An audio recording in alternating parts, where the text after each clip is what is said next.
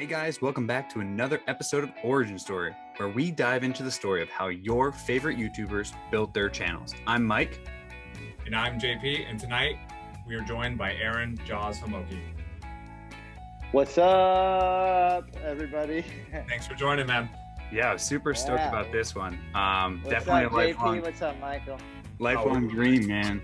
So, Hell yeah. for those who don't know, and I really don't know who you are, but Aaron is a professional skateboarder born and raised in Arizona. He's famous for his ability to withstand big drops to clear large gaps, including ollieing the largest stair set ever, the Lyon 25. Over his career, he has competed in the Do Tour and won Thrasher's King of the Road 4 times. He also has a bronze medal from the X Games in 2014. Outside of skateboarding, Aaron makes YouTube videos, plays Tetris, and gardens. His 225 videos have been watched almost 3 million times and created a community of almost 53,000 subscribers. Check out his social media and his boards with Birdhouse skateboards, and tune in every Monday for some live mouth harp music. Thanks so much for being here, Jaws. This is a dream come true, man. Thank you, guys. I really appreciate it right now. Hold on. My tripod is fucked right now. No worries. Life is All right, we're good. Life is a balance. Okay. Life is a balance. I am doing so good, and I appreciate you, Michael, saying that I have over 3 million views on YouTube. Yeah, I didn't even know that. I haven't even looked at that shit before. But damn, sweet. Yeah. We try and take a deep dive in the channel, but before we start you knew talking, like a lot more. You knew a lot more about me than like most podcasts know about me. It's like you're the guy that jumps off shit, right? Yeah. You're like, hey, what's up? And then they're like, how did you jump off your first thing? Let's talk about that. But before we talk about jumping off of things and clearing major gaps, I think we want to start before that. Yeah. So let's turn back the clock a little bit, right? Let's see the Aaron Homoki story, right? Before the Jaws, you know what I mean? Yes. I mean, you grew up in Arizona, right? Phoenix, Arizona, born and raised out here. I actually live directly across the street from my parents' house. Nice. And yeah, so born and raised out here. Great skate parks out here, great skate spots out here. Plus, if I wanted to go to California, 6-hour drive. That's nothing. Mellow. Yeah. Well, nothing. It's like, so obviously you're growing up in Arizona, right? Weather's a big factor, heat, and that's an influence as a kid, what you're going to do outside, what you're going to do. Let's kind of kick back to early you, kind of this generation, like your love and your passion for video games growing up, right? Seems to be like you've got Tetris as some of your favorites, Tony Hawk Pro Skater, we'll talk about that, but like talk about growing up Arizona, video games, like talk about early Aaron, how, like, what were you doing to have fun? Damn, I like this question, JP, because nobody asked this early before skating, Aaron. So yeah, I would play, like, since it's so hot out here in the summer times, go to school in the day. You would go to school at 7 o'clock in the morning, be done by 2 o'clock in the afternoon. And then by 2 o'clock in the afternoon, I would skate all night till like 8 p.m., 9 p.m. Mom would call me, gotta go home. And then, so that was my life kind of for that. And then once I graduated, and was not really in school, it kind of like shifted for the summer times, at least. It shifted, like I would wake up at like 2 p.m. and then we'd skate all night till like 6 a.m. Wow. So we just skate like throughout the night. So it's kind of like we shifted. The mornings were not like skating time. That was, you gotta be a nocturnal skater at this point. Yeah, you had to be like a nocturnal skater, and we'd skate till the sunrise every night. Like when we were filming the Happy Medium videos, like especially Happy Medium 1 and Happy Medium 2, dude, we would skate till the sunrise. At least every weekend we would skate till the sunrise, and that was like what we would just do, and that's kind of how. when you weren't skating like during the day, so like, is that where like you started playing video games like with your downtime? Like, how did that start? Because the video game piece is like, it's very obvious. Like you're playing a lot, you're Yeah. doing all that. So, Like, yeah, sorry, I forgot to like put that in no, there. Yeah, You're so good. yeah, like definitely like in that meantime from like the 2 o'clock till like 6 p.m. when the sun would go down, that was like video game time. And my house was like the house that everybody would kind of stay at.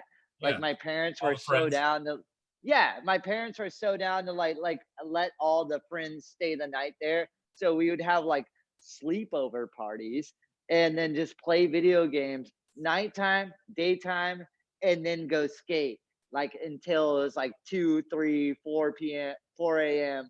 And Yeah. then we would play maybe a little video games at night. But definitely when we woke up, that was how we like got the day started, was playing video games. And we'd play like like uh with Dakota Servold, another professional skateboarder for Foundation Skateboards. I grew up with him. He lived 10 houses that way. No And way. like, It's dude, crazy. yeah, no, That's crazy. he 2 lived, professional skateboarders, 1 neighborhood. That's like, Wait, are you guys the same age? he's 28. He's 28 and I am 30 or 31. I'm 31 now.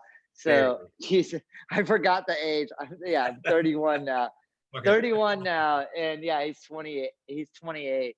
So we were like a couple of years off from each other, but still we shared the same interest as skateboarding and video games and music as well. And so that's what we would do. We just kind of listen to music and play video games and then So you go guys were skate. video games were you playing? Like, hold on, what consoles? Like, were you guys like competitive in gaming too? Oh yeah. N64. We played Nintendo 64. We would play Mario Kart 64. I mean, yeah. I have Mario Kart 64 on N64 right behind my bar. I played it right in front of me. It's a great game.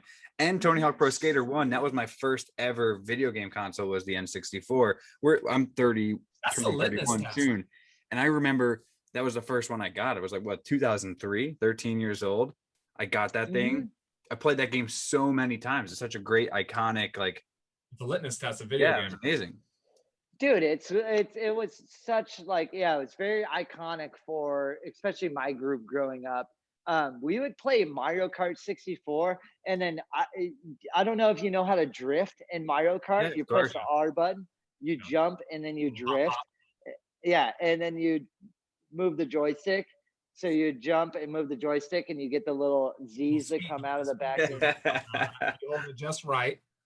Yeah, just right. And then you get like an extra little boost. And so we were like all like super into Mario Kart 64. And then we play NFL Blitz 2000. Oh my God. NFL Blitz all day, dude. The single greatest game ever, especially because no matter what the score is in the final quarter, everything goes to create chaos. And whoever's losing instantly gets a fumble, and then they win. And I don't get it. That's like flipping the Monopoly board. Yeah, dude. It was the NFL Blitz was so fun to us. So we play NFL Blitz, Diddy Kong Racing as well. Big Diddy Kong. Yeah, Big Diddy and Kong, then hovercrafts, airplanes, yep, go-karts. They had it all. Yeah, and then it was like Super Smash Bros. And then we got into Super Smash Brothers, and then we got a Nintendo, the GameCube, GameCube, yeah, and then we got Super Smash Brothers Melee. Yep. Oh my God, dude, Melee was, we would go hard in Melee, and my character was Yoshi. Always, I would do like the down B attack, which is like the the down B attack was hard. It was a big shift. That was a big shift from consoles, from N64 to GameCube. Was like a mind-blowing experience. It was mind-blowing. It was like the graphics and like everything, like the next gameplay. And then it was like, then it went to the Nintendo Wii. Yep. And then it was like, whoa, that's like next level. And then now we're at the Nintendo Switch, and I have a Switch right now. And I mean, I love my Switch. I bring it over to all the friends' house all the time and play. For the record, who was a better player back in the day growing up? Was it you? Honestly, Dakota right now. Who was better? Dakota was better than me at Mario Kart. Whoa. Dakota would play Yoshi, and I would always play Toad, and Dakota would be me. But with Melee, it was our friend Jordan, and Jordan would always play with Mewtwo, and he would fuck us up the whole time with Mewtwo. And so I wasn't always the best at it. But then I found Tetris, and I watched my dad play Tetris when I was a little kid. Like, this is before skateboarding. Like, I watched my dad play Tetris, and I was like, oh, this seems cool. And then I like started playing it when I was like kind of younger, like 10, 11. And then I found skateboarding at 12. And then I just kind of like stopped playing it. And then I refound my love for Tetris at like the ripe age of like 25. And I was like, oh fuck, like this is amazing. This is a question I have, and this is a heated thing. In my family, highly competitive, always, just for whatever reason, doesn't matter. Sports, arguments, games, whatever, highly competitive family. Dr. Mario. Oh, let's fucking go, dog. Dr. Mario is a staple in my house. My parents play that shit today. Like, I mean, today they play. Give me 1 second right now. Give me 1 second right now. I don't know if you can still hear me, JP or Mike. Yeah, we can hear you. You're still on. All right. Yeah. No, I gotta go to my room right now to go grab kind of the origin. Shit. That's the origin of like Dr. Mario. See, bam, there you go. So my family grew up with Dr. Mario, and my sister's like now a and Dr. Mario fiend. That's worth some money right there. That's a nice piece. Oh yeah. So that's the Dr. Mario cartridge that I have. And then I have this cartridge right here, which I have a Game Genie. I don't know if I don't even know if anybody, for the younger people out there, they don't know this is a Game Genie. So this is how you create cheat codes in games to modify your games to make them. And then so with game, and then Tetris. Yeah. And then so there's certain things that you can modify in the Tetris. Yeah. And I don't modify my Tetris game to like help like the Tetris like play better. Like I modify it so that there's like when you press the pause, like it doesn't turn the whole screen back. It doesn't turn the whole screen black. It just pauses it on the screen. And so you can still see your pieces. So I do little things like that to modify my game when I'm playing. But other than that, though, this is where it started, and then this is where it slightly developed, and then I went back to this because I would watch my parents play Dr. Mario. That's what it is. Just like how you were saying, so who would better play at Dr. Mario? Dude, my family crushed me. I was like, for whatever it was. Who though? Mom, dad, sister? Like, who was the best at Dr. Mario? If they listen to this, like, each one of them would say a different thing. You know what I mean? It's like, because each one, like, it's that competitive to where, like, it's not even like people, like, I've been out, like, I've walked out on, like, Christmas and it's been, like, or, like, the holidays and spending time with your family. And it'd be, like, 2:30 in the morning and all you see is just one big bright screen and two people, just Dr. Mario, that too. Oh, yeah. And so, like, I think maybe my sister is probably the best overall, but, like, my parents, like, they still game today. That's on great. Dr. Mario. Today. So Michael, have you played Dr. Mario before? I have never played Dr. Mario. No, so I don't know. Like I said, the first game system I ever got was N64. My parents never played video games growing up, so they weren't really into that. But so, what is the premise of Dr. Mario? I don't want to go too deep into Dr. Mario, but now I got to know. It is it's a simpler version of Tetris, if you will. I mean, Aaron, you tell us. Come on, let's give your synopsis. Okay, so here's your pieces right here. You see how you have like a blue pill and a red and yellow, and then so you're trying to connect the yellow to like the yellow or the red to the red or the blue to the blue, and then once you get 4 in a row, it like clears it out. And then so you're trying to stack the pills exactly how you want them to be stacked. But however, real quick, Aaron, as we know, when you're playing one-on-one versus another person, you can drop balls on them. If you start clearing racks, it's going to drop balls onto their rows, and the competition starts to heat up a little bit. You know exactly. I mean? So you send your garbage to the other person. Bingo. Yeah. Okay. Yeah, you send garbage to the other person. So that's what's fun about Dr. Mario is it's very competitive. And which, by the way, JP, there's a whole Dr. Mario World Cup series. Like there's a fucking whole world championship for Dr. Mario. And just be like, hey, not tell them and just be like, hey, by the way, in 2 weeks, you're playing for the championship. You need to get out there. What you should, because there's only like 50 people, so your sister would probably have a good chance. Like I'm not even kidding, but like, now, like she probably fight somebody. She's fierce. You know what I mean? So, dude, it's fun. Yeah. So the Dr. Mario gets very competitive because it's a two-player game that goes. So when you play Tetris, it's like you have to have a cartridge, I have to have a cartridge, and if I get a better score than you, you win. Whereas Dr. Mario, like I can send you garbage and fuck your game up, as opposed to with Tetris, like if you fuck your game up, it's on you. If you're doing good on your game, then it's on you. But Dr. Mario, you can like fuck people up. Yeah, that's interesting. Garbage for their ship. And that's the hardest part about playing somebody good. Like, you know, they'll play. My sister and my parents will be playing on these high levels, and I'm on like remedial levels, just trying to recover, just trying to swim through the garbage. You're getting all the garbage because you're just not getting any good stuff. Because it wasn't for me. Dude, JP, look up fucking Dr. Mario World Championship. There's this dude Packy. His name's Packy. Yeah, his name's Packy, and he's so fucking good. It's crazy. Obviously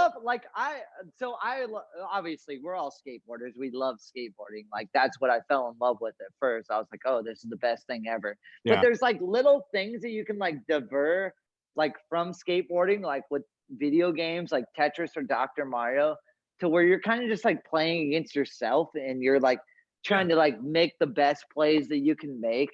And like, I don't know. I love that shit because it filters in from skateboarding to my video games. And it's not like a Fortnite. It's not like a Call of Duty where I'm like trying to go kill somebody else. It's like I'm playing against myself when I play Tetris. Like I'm just trying to get the best Tetris board that I can get. But the mentality is very similar to skateboarding, where you're testing yourself and you're having to develop skills to become better, and it's always only you. And so like just like skating a stair set, you have to do it a couple times. And the only difference I would say is like Tetris doesn't technically have like a true level basis because it's always playing in speed is maybe the level, but like I can understand the skills. So I want to kind of move forward and see. Yeah, move forward from this. Because I'm sure we could do a whole podcast about video games. Yeah, I could talk about hours about this shit. Yeah, we could. We could always come back. I'm down to do this as often as you want. So the other another big thing in your life is music, and you know, music seems to be a big portion of your life, from you know playing musical instruments like the mouth harp or going listening to party music and raves in kitchen dwellers, which the question that you asked for at the beginning before we started recording is, so music was introduced to you by your uncle David, and it was based off of a video. How do you know that, Michael? Hey, just wait. How do you know that? Based off of a video game. That's crazy. Mortal Kombat. You know that? I told you we were going to get deep into it. So, oh my God, how the fuck do you know that? That's crazy. You want to know the real truth? So you did an article. Which, by the way, first started. Oh my God. On deck always. You did an article for the Do Tour when you joined the Do Tour, and I read that article preparing for this. And so you talked about your uncle David and the soundtrack from Mortal Kombat. That's what got you into music and dance music in particular. So can you kind of develop that story for us a little bit? I cannot believe, Michael, that you did that much research. Yeah, man. Like that is insane to me that no one has ever said my Uncle David on a podcast before. My Uncle David is the fucking dopest uncle you could ever ask for. David. Yeah, cheers, Uncle David, straight up. Like, cheers, Uncle David. I cannot wait to show this to him because he doesn't watch anything that I fucking do. But like, yeah. Shout out Uncle David. Wow. Okay, so when I was a little kid, I with music, it's like obviously like it's amazing. Like I don't if you don't like music, then like I mean, I don't know, whatever. Yeah. But like so yeah, my Uncle David, he had the Mortal Kombat soundtrack. And I remember sitting in his car while he was washing it, specifically playing this song Halcyon on and on by this band called Orbital. And I was like, this is the best song that I've ever fucking heard my entire life. And that was when I was like 11, 12 years old. And I remember not listening to it. And then when I was like 19, 20, I listened to it again and I was like, oh, fuck. This is like still one of the best songs ever. And I think there's something with like I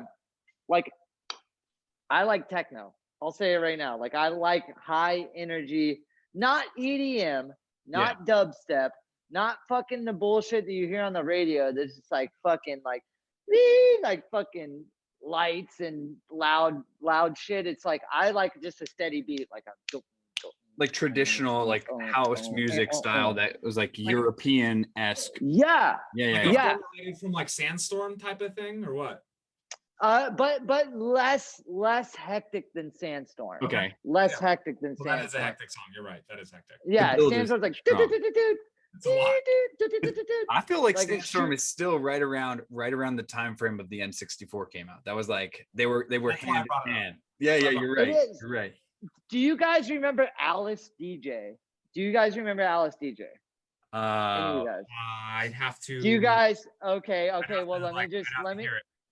Hold on. Okay. Well, let me. It was.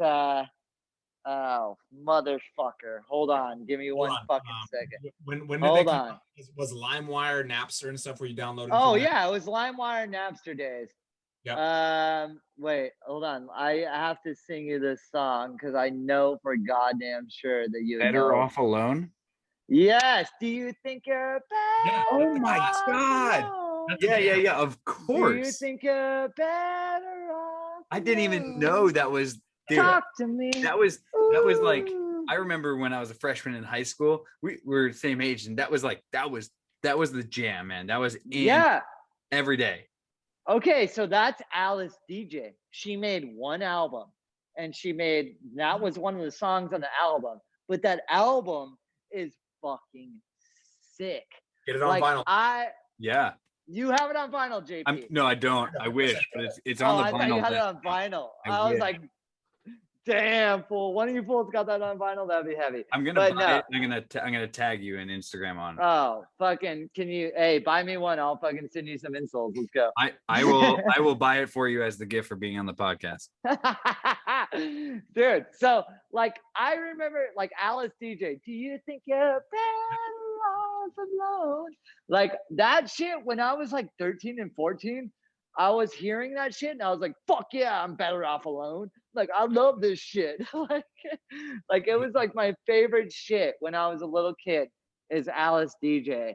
What about Tattoo? Oh, Tattoo? Yeah, fuck yeah. Not gonna get it. I feel like they're not gonna get it. Dude, I love that. Starting for kill. Let's make a promise. You and me, let's just be honest. Yeah, like, yeah. Hold on. When are you doing a Mouth Heart remix of one of these? We might. I don't know. You, JP. Yeah, maybe Monday. Just an idea guy. I'm just an idea guy. Maybe Monday. Okay, but so, like straight up. Yeah, go ahead. Go ahead. No, I was just gonna say, like straight up. That's like I enjoyed that shit. So, like, but from the Mortal Kombat soundtrack, that single song, it brought you into this whole realm of music. But before you listened to that song, was it like more like casually listening to music, and that's what drove you into a genre of music? No, it wasn't casual listening. I didn't when I was that young, I didn't know that like you could like choose your music. I didn't know that there was CDs available. I didn't know this stuff. I just remember sitting in that car and going like, holy fuck, like, or in my brain I was like, holy crap, this is an awesome song. Yeah. So yeah, good when I listen to this. And so were you also playing when did the love for musical instruments come about? Was that much later, or was it way later? okay? Way later. Like this, like I just remember hearing that song and being like, oh fuck, like this is awesome music. Because my mom would listen to like AC/DC and like Jimi Hendrix and fucking the Beatles, and which are awesome. Don't get me wrong, like they're awesome. Those are awesome bands. Like I get it, those are sick, but it wasn't my cup of tea. Like I didn't when I tasted that music, I was like, ah. But then I tasted some techno music, and I was like, oh, this is fucking this is my shit, you And know? so you have that feeling, and I want to transition to the next kind of chapter of your life, but you now become this, you know, so you, later on, when after you, we'll talk about this next chapter, but when you become a Yeah, professional yeah. skateboarder, you put out your first video. What was the song you picked? Great question. Oh fuck, that is a If great it's question. not Tattoo or DJ Alice DJ, I'm gonna be upset. I'm gonna be a little sad. You're gonna be bummed. If You're gonna be it's bummed, ACDC. Michael. It's ACDC. No. Okay, so I let my filmer and editor pick the song. And then they gave me 2 song choices, and I was like, use that one. And we used for my pro part, we used a Dan Deacon song. And I think it was Paddling Ghosts. It's what the song is called, but yeah, Dan Deacon, Paddling Ghosts. I think that's what it's called. But we used the Dan Deacon one, and I know when my filmer and editor is like, "Hey, Aaron, this is the song you should use, and this is why," and they show me the edit. I will usually, like, 99.9% of the time, I've only had to do this one time to one of my homies to tell him to change the song, but I trust my filmer and editor to like choose a good song for me. So I don't choose my songs straight up. Like I do not choose my songs. But they haven't. That makes sense though, because they have a very much intimate relationship with the footage, and they have edited it to potentially music in their head, and they're timing it to those songs. So sorry, JP, I cut you off, but oh no, I was gonna say future. There, it seems like there's maybe a future part coming up with an appropriate song. That could be. But you never know. Yeah, there will be. Let me edit it though. I'll edit my own shit. Because that's the thing is, like I can't go to my editor and be like, hey, this is an awesome edit, but change the whole fucking song. Because I edit YouTube videos now, and I know how fucking hard that is. And you have to change when you're editing to a song. You then have to go back and get rid of all the clips and redo all the landing points and the beat points. It's such a difficult, monotonous process. It's insane. It's insane. I was like, oh my God, I will never do this to a filmer or photographer again. Like once I started editing, I was like, I will never do this to a filmer or photographer. Unless it's like strictly crucial, I will never do that to a filmer or photographer again. Like, well, let's do this. Okay, first I want to ask you this one question real quick. Was skating your first like kind of extreme sport? Were you like BMX biking or anything like that before you did skating? You know, I played baseball. I was a pitcher. Like extreme sport though. So like that's okay. So regular sports. No. Baseball. Yeah, I played baseball when I was a little kid, and then I was riding my bicycle a bunch, but it was like I built a jump in the alleyway. Yeah. Like it was nothing. You know what I mean? Like I just built a jump in the alleyway, and me and my brother would like hit the jump in the alleyway, and then after that, it just became skateboarding. Yeah. So like, so when did you start skating? You know what I mean? Like 12 years old. Yeah. So when I was. Why? Other kids in the neighborhood? Like what? How did you? Skateboarding like oftentimes can just like fall into like you like see a kid doing it in the neighborhood, or you're watching TV, or like maybe we're watching some action sports growing up. Like what they were kind of just taking off when we were growing up, but like what made you like go out and get the first skateboard, and like tell me about when you first started skating. My brother Andrew had a skateboard. older brother. Yeah, my older brother Andrew. He's a year and a half older than me. He had a skateboard, and I remember him playing out front with it, but he was sitting on it and riding, and me pushing him, and then I would sit on it, ride on it, and him pushing me, and then it was a Walmart skateboard, and then I remember us being like, "Hey, mom, dad, like we want real skateboards." And then once we got real skateboards, then that's when we started like standing up on them and like trying to learn to ride them. And that was when I was 12 years old, but it was definitely my brother. My brother was the one that got me into skating So, through so, thick and thin. a 2-person petition got you and your brother some skateboards. What's up? A 2-person petition, signed petition from the 2 kids got yourself. Yeah. Dude, From first me and Andrew, congratulations on your first sponsorship at 12 years old. That's incredible. Yeah, mom and dad, thank you for the first sponsorship. Mom and dad, very first sponsors. Probably my very last sponsors as well. Yep. Yeah. It's a full circle. We'll come back around. They first sponsored me, no pay. At the end of the day, they sponsored me, no pay. Hey, listen, you're there though. You're there. You're right across the street. So like when you start skating, you're doing this. Like maybe it's a means of transportation. Maybe it's a means for fun. Like we got to talk about your history. Like when did you start realizing like, all right, like I'm gonna start jumping. Like I'm gonna start, doing stairs. I'm gonna start doing gaps. Like I'm gonna start doing drops. Like how did that come up? You know what I mean? Like walk us through. Do you have something in particular? You're like, this maybe was like my first like 4 stair, 6 stair, or something that you were doing. Yeah, it was kind of like a random time that me and my friends were at the school that we always skated over here, Larkspur Elementary School, and I was on like the roof of like where they would like have like it was like a cage type roof that was like 8 feet tall. That was like over the plumbing to like the fucking bathrooms or whatever. It was like a cage thing that they put over. But either way, it was like 8 feet tall. I remember all of us going on top of there and all the homies like dropping off of it. And I remember dropping off of it and being like, oh, that was like really fun. And then like the next couple times that we went there, I was like, you guys want to skate off that building right there? Like, no. And I was like, well, I'm going to. And then so like I just kept like riding off the buildings, and then I just kind of figured to myself like, oh, I enjoy doing this and people like it. Like I guess I'll just fucking keep doing this. Right. And then like I remember like skating El Toro for the first time. Like I did stalefish on it for the first time, and I remember being like pretty freaking like scared about doing that.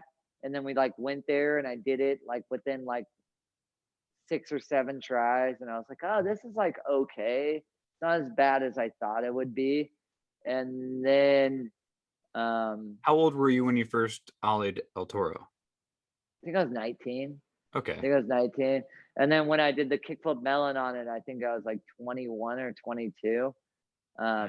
And yeah, I remember being like, oh, I remember like learning, like I could always do kickflip melons, but like I remember doing a kickflip melon down this one gap, and I was like, oh, this is kind of like the same as like a melon grab. Like if I can just like kickflip and then melon grab it, it's like kind of the same as a melon grab.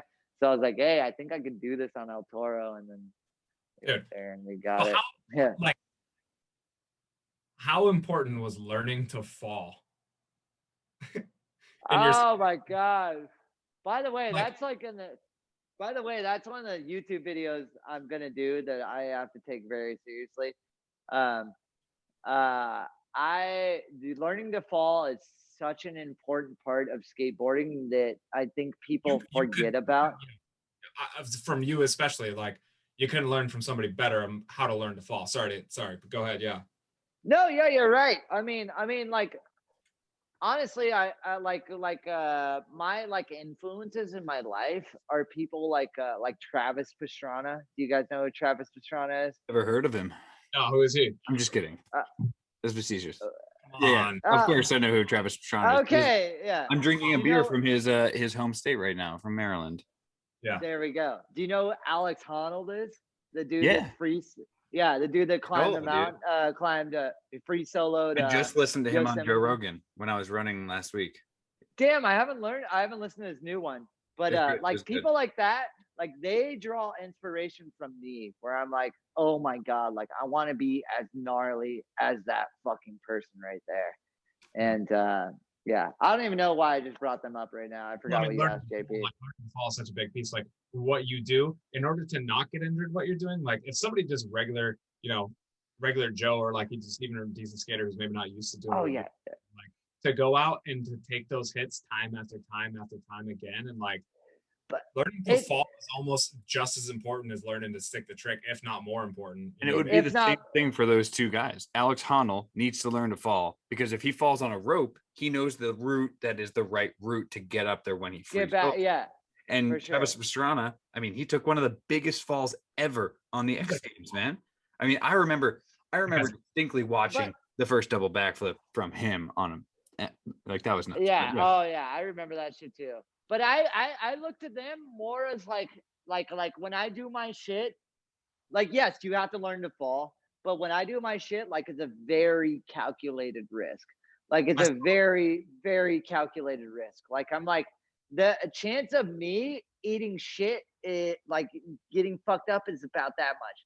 The chance of me landing it is like whoosh, like the risk to reward is like way better. So there's like a moment in that free solo documentary where Alex Honnold is like, when I'm climbing, I feel perfect.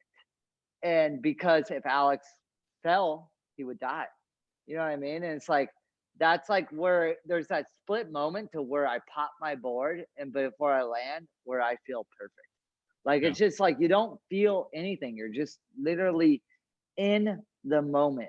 And like you just figure out what's happening in that split, less than a second. Usually it's less than a second that I'm in the air, but it's like all my brain, like my synapses and everything that's firing in there is just, it's blank and it's beautiful.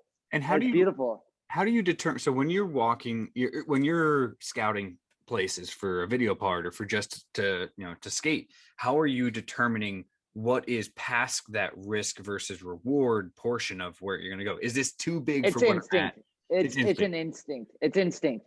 I go up to a spot and I go, nope. Yep. Wait, what's up, JP? Just size it up like you're going to wrestle an animal. You just like, well, yeah. Like, and I go up to the animal and I go, oh, you're a fucking silverback gorilla.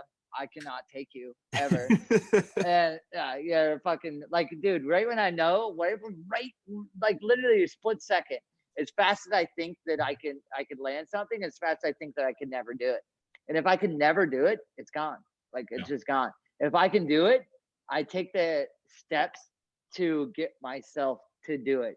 Like with the Lyon 25, it was like, I knew I could do it. I never looked at it, but I only had a 3-day window. The first time I did it, I tore my MCL, and then I really knew I could do it after that. And then I went and took the steps, took a year off, went there, went back and did it. You know what I mean? That, though, like I watched that video and I look at like the run-up space and I'm like, I don't even like the way that you like came down at like a 45-degree angle and then cut over and then pump a couple times and hit it. It's like, to me, I'm like, yeah, I don't know. Like, well, you see that part that I dropped into? Yeah. Is that what you're talking about? Yeah, where you drop down next to the stairs and then you cut over and then you'd get a couple pumps and then jump. So there's like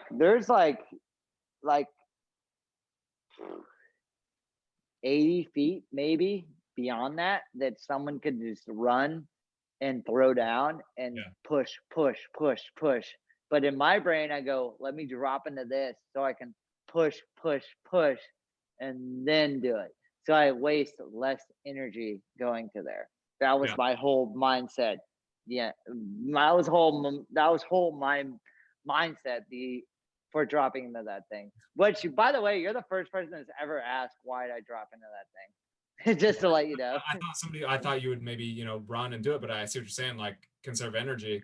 But just the way that, like, just because it was like such a sharp cut after you came off that initial drop in right down the railing line, And it was like, wasn't it in between like the tree and a railing when you come back out? But it's not. That wasn't even like. Yeah, it That's was, but that's a background peripheral. yeah, that's like okay. Once you go past that, then you're there, and Yep. that's what I'm saying with these like split-second decisions that you make in your head.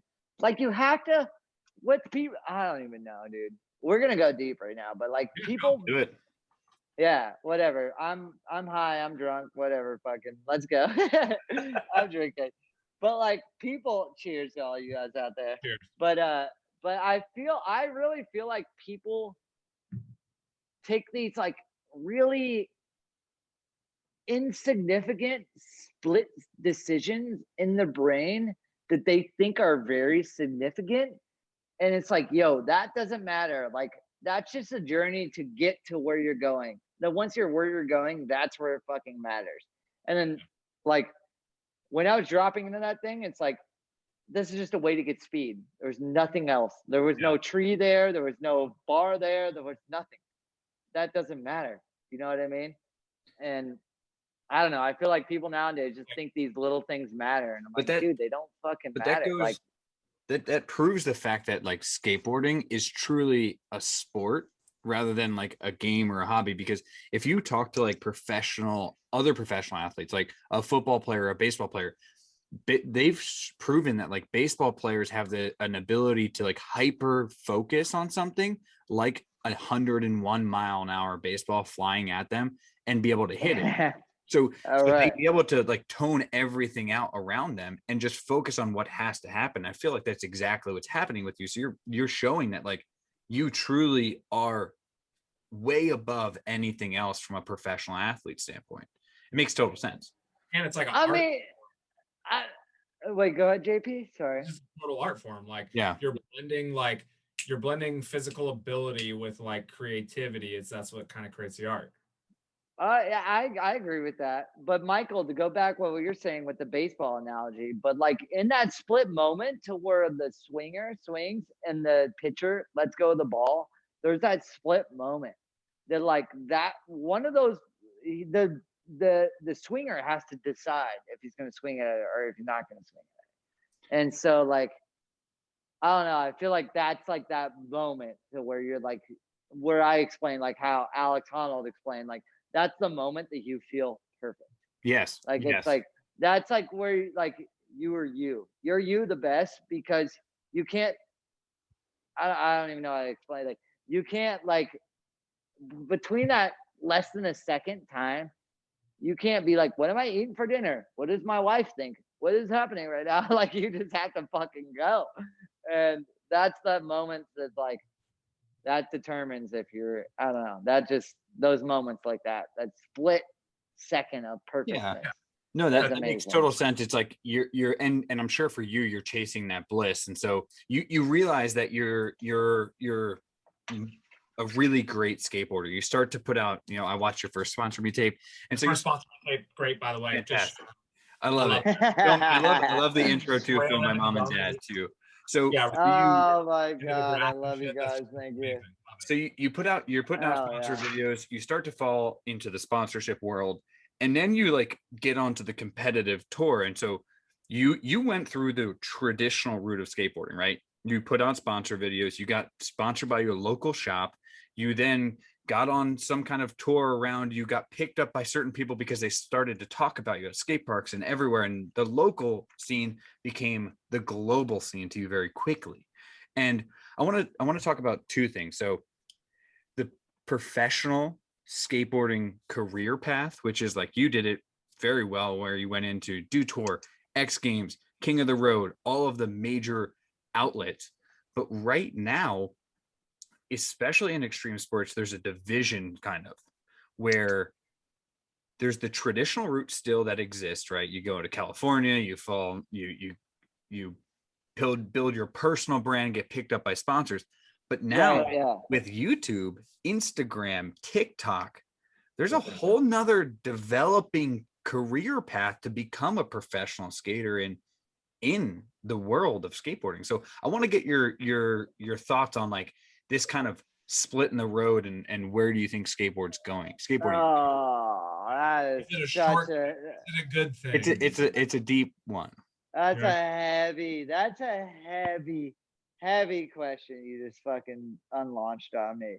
You just unlaunched a fucking question bomb, an atomic question bomb on I top of did. your.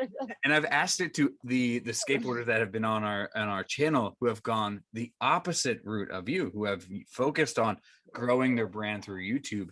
And we haven't had so many people on here that have gone the traditional route of becoming a professional skateboarder through I would like they're doing it through sweat and blood, but you're also doing it through the I don't know, the brand route. Fuck, man, that's a good one. All right,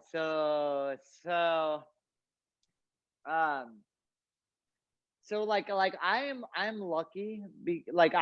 I came up in skateboarding without having a YouTube, without having a social media. I mean, I had a. It didn't Let me exist. tell you. Let me break this down to the fucking very bare bones fucking minimum of Aaron James Homoki right here. Which, by the way, my middle name is James. I love that. But You're yeah, first. We need to change the sign to James now. yeah. I'll send you some insoles that you're gonna wear, but I need to send you guys both some shit that you can sign and hang up on. I'll sign and Yeah, hang up man. on the wall. That'd be And you amazing. guys better sign some shit for me too. I will, I want and a I will. JP and a Michael fucking. I will out your sign ass. the inside of the Alice DJ vinyl record that I send you. Oh going. my god! It's going. Let's go. Very That'd be rare fucking signatures legend. right now. Very rare signatures right now. So exclusive for you. That's super rare. I love rare shit. I love that shit. I love that shit. Like, that's my favorite shit. Okay, so you guys, all right, let me fucking break this down real quick. So when I was a little baby boy, just a little baby boy, I, for social media aspects, so when I was a baby boy, I never wanted a cell phone. I was like, why would I have a cell phone when I could just go over to my friend's house or talk to them? I live with my parents, or just like go over to my friend's house and just knock on the door and talk to them.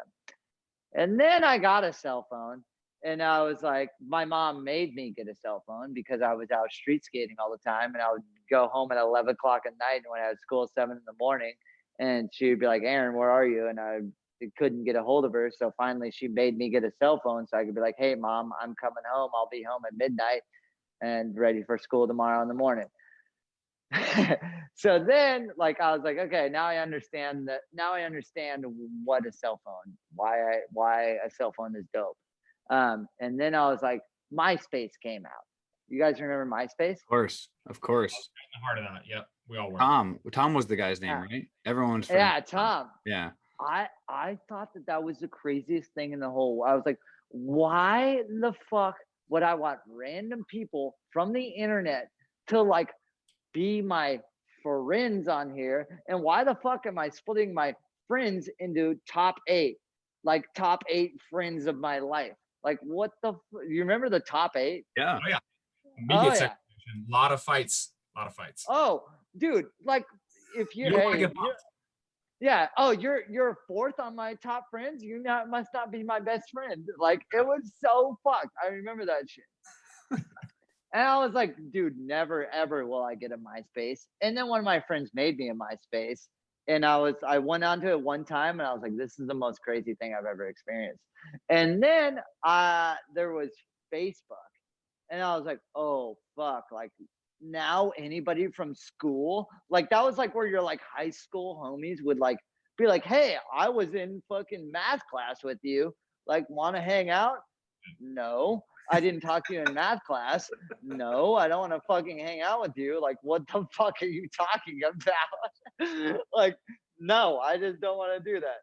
And then it was like, all right, like, cool. And then I started getting into skateboarding, and then it was like, whatever. I would make VHS tapes and send them out for a sponsor me video. Make VHS tapes. Jamie Thomas hit me up like like 2 years ago, like, hey, check out what I found in the Zero warehouse, because I sent them a fucking VHS tape. They found my VHS. That's yeah. Fucking Jamie Thomas found my VHS tape.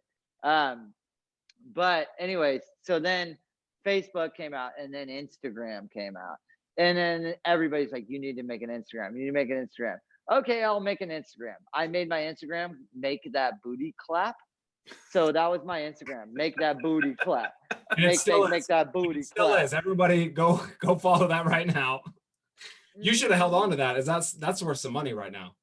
I wish, dude. Some little fucker has it now. Right when I changed it, some little fucker went and swooped Snagged that, yeah. Yeah, but sold whatever. it to Nicki Minaj for $100,000. So you whatever. go through social medias. Yeah. Go through all the social medias. Social medias, okay? Yeah. And then Instagram fucking came out. I was like, dude, this is fucked. Like, holy shit. Like, people actually care about what I'm doing in my life. Like, every instant, like, I just post a picture. And then the videos came out. And then the DMs came out. And then that was when it got really fucked. Was when I was like, oh shit. Like, anybody in the whole entire world can get a hold of me right now just through a direct message. Anybody in the whole entire goddamn world. And I was like, this is the gnarliest thing that I've ever fucking, like, whoa, that's fucked. Like, think about that. Like, anybody in the whole entire world can get a hold of you at any fucking given moment. So when you're going through this through your skateboarding career, as you were getting sponsored and stuff, were your sponsors telling you to use social media to build the brand of yourself? Or was it like, was it like, hey dude, just keep skating, we're filming? Or is it like they wanted it's a mixture of both sponsors and other skateboarders. Like, you should fucking do this, you should do this, you should do this. And then, like, so once I kind of fucking gave into it, and I was like, I'll just do this. And then all of a sudden I started realizing, I was like, oh, I get it now. Like, people like want to see me, just how, like, I'm a big fan of Travis Pastrana. Like, I want to see Travis Pastrana's live. Right. You know what I mean? Like, and then it was just like, it clicked to me one day. I was like, oh fuck, I get it now. And then that's when I kind of changed my whole mindset and was like, you know what? Let's make a YouTube. Let's make a TikTok. Let's make a Twitch. Like, let's just be me. And well, the people that want to enjoy, let them follow. Let them follow you. Let them show the content. I mean, and I'm so go for it. And so to go back to your professional career rolling through is, so you start sending out sponsor tapes when you were what, 13? And 13 or 14, yeah. And so when did you pick up your first sponsor? First sponsor came from I won a local contest that was like the division 15 and under. Okay. And I won it, and I got picked up by a skate shop. And then once I was picked up by a skate shop, the dude that owns the skate shop, I actually hung out with him like a couple weeks ago. He's like a full yoga dude now, like doesn't own the skates, like doesn't. He's a shit. His name's Travis Egan. He's a fucking shit, dude. But anyways, he was like very like hyper and like very like how do I put it, like when someone like puts like hopes and dreams in your head and doesn't quite deliver. I don't know what that word would be, but like he would put like, you can do this, you can do that, I'm gonna get you this, I'm gonna get you that, I'm gonna get you this, and just it would never deliver. And but eventually he landed on one, the Osiris. You remember the Osiris shoes? Dude, they were some of the most iconic shoes other than the DCs of that era. But they had that big, fat, fluffy mentality. Yeah. Super cushion and everything. Yeah. So Osiris shoes, and he landed Osiris shoes, and I went out and skated with them one night. And then I remember getting my first box. This is my first like box sent from a skate company to me. It was an Osiris shoes box, and it was 2 pairs of shoes.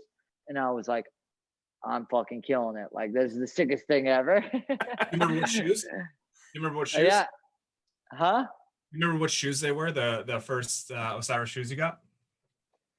Weren't they like called D3s and? No. It wasn't the D3s. I would know the D3s. Okay. No, okay. These were like some Caswell Berry shoes, I think. Okay. Caswell shoes. Yeah. Or freaking Shannon. Dude, Dude, I honestly. how great was that era though? And what year was it? Sorry, real quick, what year was this when you got your first shoe? Oh, Like six sponsors? probably, or 05, 05, 15. Yeah, 16, 16, Oh, so 15 or 06. 16. Yeah, 05, 06. Yeah. Yeah. Sorry. Yeah. 05, 06. Not Man, 2015. I love the shoe scene. I 2016. remember because I was into a lot of BMX when I was younger, and I remember when Dave Mira came out with the first set of shoes, and it's like shoes kind of formulated a lot of like what we did when we were younger, especially from like a BMX skate standpoint. Remember how What did Dave Mira ride for? What was it? Yeah. the first Dave Miras, I want to say they were, they weren't DC, were they? They might have been DC. We'd have to Google it, but No. the first ever BMX shoe was like the Dave Miras and RIP Dave Mira. But I was like, we should look it up. But I was like, that was the thing. I was like, I have to have a pair of Dave Miras. Where's our dude like Joe Rogan has that can look up shit? Yeah, Jamie. Yeah, hey, yeah. Where's our Jamie at? What if I just had a guy? Hey, hey, Michael, you on it? I'm on it. He's on it, dude. Tell me they were DC. Who did Dave Mira ride for? I had a lot of etnies too, so I don't know. It was like audio or etnies. It could have been audio, but let's keep going. So keep going on to like this path. Sorry, yeah. You get sponsored by the local shop, then you get picked up by Osiris. How did you find? So we talked a lot about video games at the beginning, right? And then the board sponsor is like, I feel like that's the golden ticket of becoming a that's a major validation. Yeah, I mean, what happened was that I was in the Phoenix Am. There's a competition out here in Phoenix that goes on once a year. It's called the Phoenix Am. I was out here, and Birdhouse was out here at the same time, and they heard about a ramp at somebody's house, which was my house. So Birdhouse came to my house, and then they were like, "Oh, cool, we'll flow you decks like afterwards." And then I was like, yada, yada, like kind of like whatever. And then Enjoy hit me up. Like, so I was flowed by Enjoy for a little bit. And then after that, this is where my whole life goddamn changed. I was sitting at dinner time and I get a phone call and it was a random ass number. And I answer the phone call. And he goes, "Hey, Aaron, this is Tony Hawk, yada, yada, yada." And I go, "What the fuck? No, it's not. Who the fuck is this?" "No, it's Tony Hawk." And I go, "No, like for real, who the fuck is this?" And he's like, "No, this is Tony Hawk. I watched your part. Riley made me watch your part. And I got your number from Steve Herring, which at the time was the Birdhouse team manager." And I was like, my whole demeanor just changed. I ran outside and I was like, "Hello, Tony Hawk." I'm gonna put on my best professional voice right now. Yeah, it was. Yeah, you know when you get that important phone call when you fucking go in professional voice. It was straight up like that.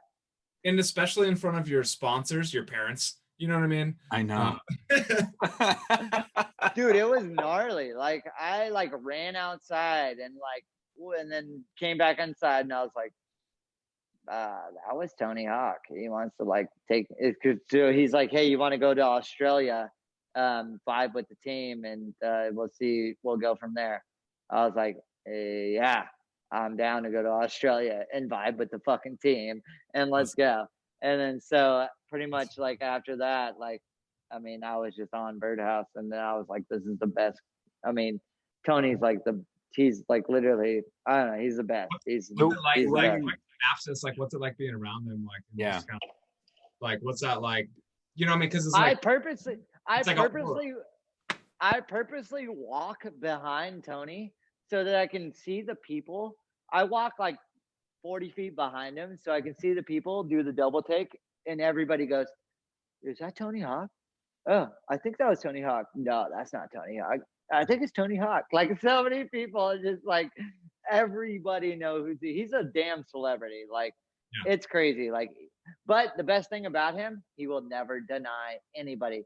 We could be eating dinner and he could be fucking having the best conversation with his kids and wife, and then some random dude like, "Hi, Tony Hawk, can I have a photo with you?" and fucking he'll take a photo with them. It seems like you're just a great all around person. And all around, just Well, fucking boss. what- Dude. so I want to let's move to, obviously Tony Hawk is that's got to be insane to meet a celebrity of that status, especially in the medium that you're in, right? But also, Yeah. like I remember going to the X Games in 2010 in Philadelphia. I saw Dallas Friday on the Susquehanna River wakeboarding, disgusting. But Who the fuck is Dallas Friday? I don't know. I just remember she won gold when my cousin and I watched. No, it no, was awesome. female wakeboarder. Female wakeboarder, yeah. And then we watched Vert skateboarding. Yep. Yeah. Okay. So you must have watched the X Games growing up. Remember Fuel TV, like all of that whole hype of it. So you go through the whole. This is before during the Do Tour era and skating in King of the Road, which was a series that you must have watched on Fuel TV growing up. How does it feel to like come around like this full circle, right? You grew up playing Tony Hawk, you meet Tony Hawk, you're on Tony Hawk's team, then you go to the X Games, you get a bronze medal. And like, how does that feel? Like, what's that like? I don't even know, man. I don't even know. Like when something like that happens, like I don't really like, I don't know. I didn't think of it like that. Like, I didn't think of it like, oh shit, like, I'm doing shit. Like, I was just like, this is life and this is what I'm doing. And people like Tony Hawk cares about it. And it ends up on the X Games. Like, it's amazing. Like, I didn't even know that this could be possible. You know what I mean? Like, when I was a little kid pushing my brother around on a skateboard and him pushing me around, there's no way in hell. There's not even didn't even know this existed to be able to do this. Doesn't register. Yeah. Doesn't register. It doesn't register at all. And like, which is funny that you go through the motions, like you're saying. It's like, now you're there and you're doing it. It's so funny that like you're so in the moment, you're so present that you don't get that 30,000 foot view of like, holy shit, I'm in the X Games, which is like, and maybe you did like a little bit, but you were kind of so focused on a little bit, but it's not, it's like 2% of the time I like turn over and I'm like, oh damn, there's like a giant ass crowd. And or then you're that's like, it. oh, that's a guy that I've watched for years. Yeah, and that's it. You must have been friends with them because they're like, oh, what's up, Jaws? How you doing? Like, you know, we're like, like slap hands, and like, yo, what's up? Because it's got to be like another, to us in a mundane setting, it's like another day in the office, right? Like I go up to my VP of my business unit, I'm like, hey, how are you? And I mean, this guy's like raking in cash, I'm sure, and like it for you, it's like another day at the office. Your office just happens to be with people who, from our perspective, have this nostalgic and personality. But at the end of the day, I see this every time I talk to someone from the podcast. Like, you know, I've watched your video parts, I've watched you on YouTube, I've seen all these things, and you have there's an aura, right?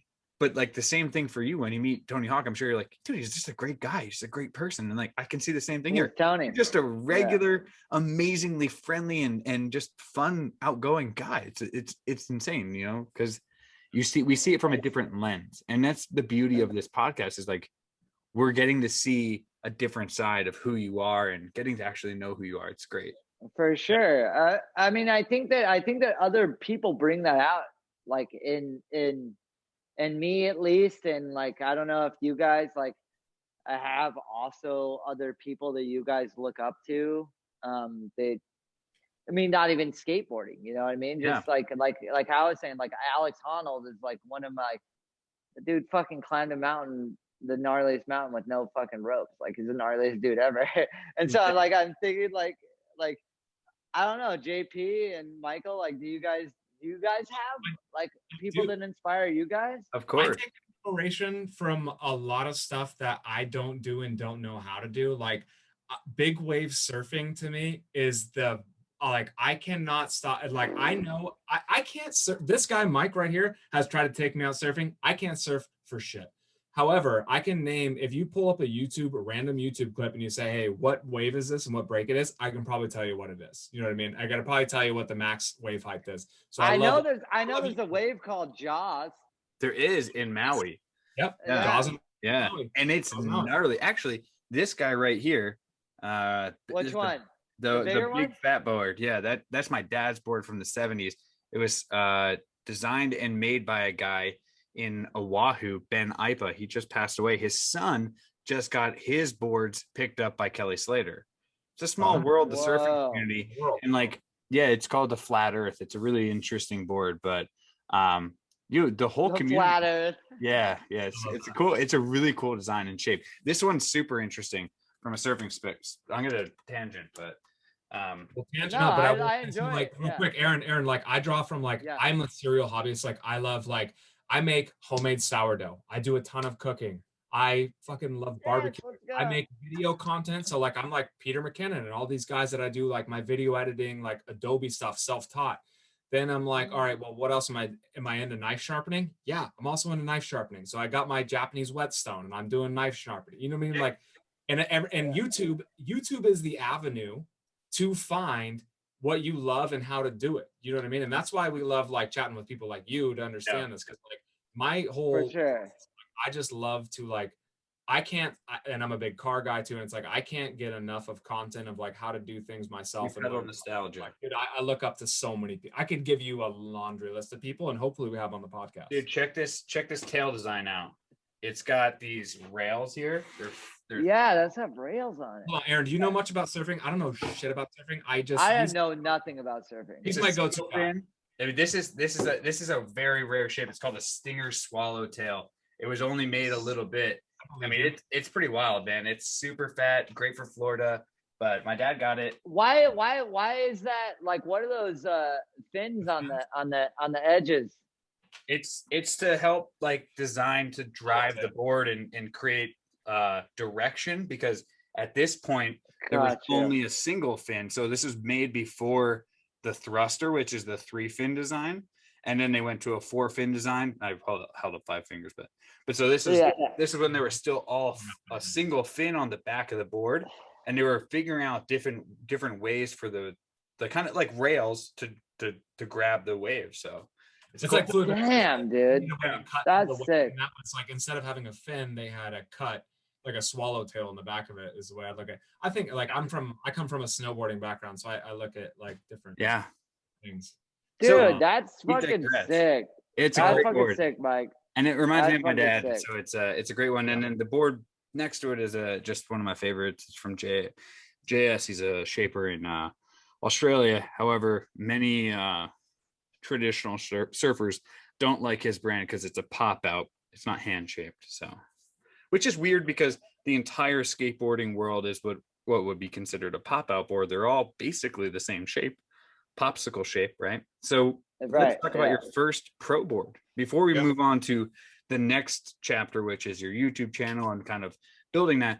You get your first pro board on Birdhouse, but weirdly enough, the first time you won King of the Road, you were on Alien Workshop's team. I still don't understand that one, but I was a special guest. Okay, cool. So so that's how that works out that way. So I was a special guest, so I go in halfway through the trip and just help them out. Interesting. Yeah. And so you get your first pro board with Birdhouse. What was that like? Is it on the wall behind you? Is it? I don't know.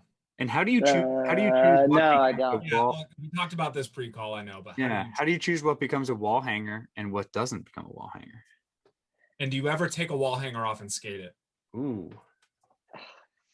Yeah, see this one right there? I gave that one away. And there's another.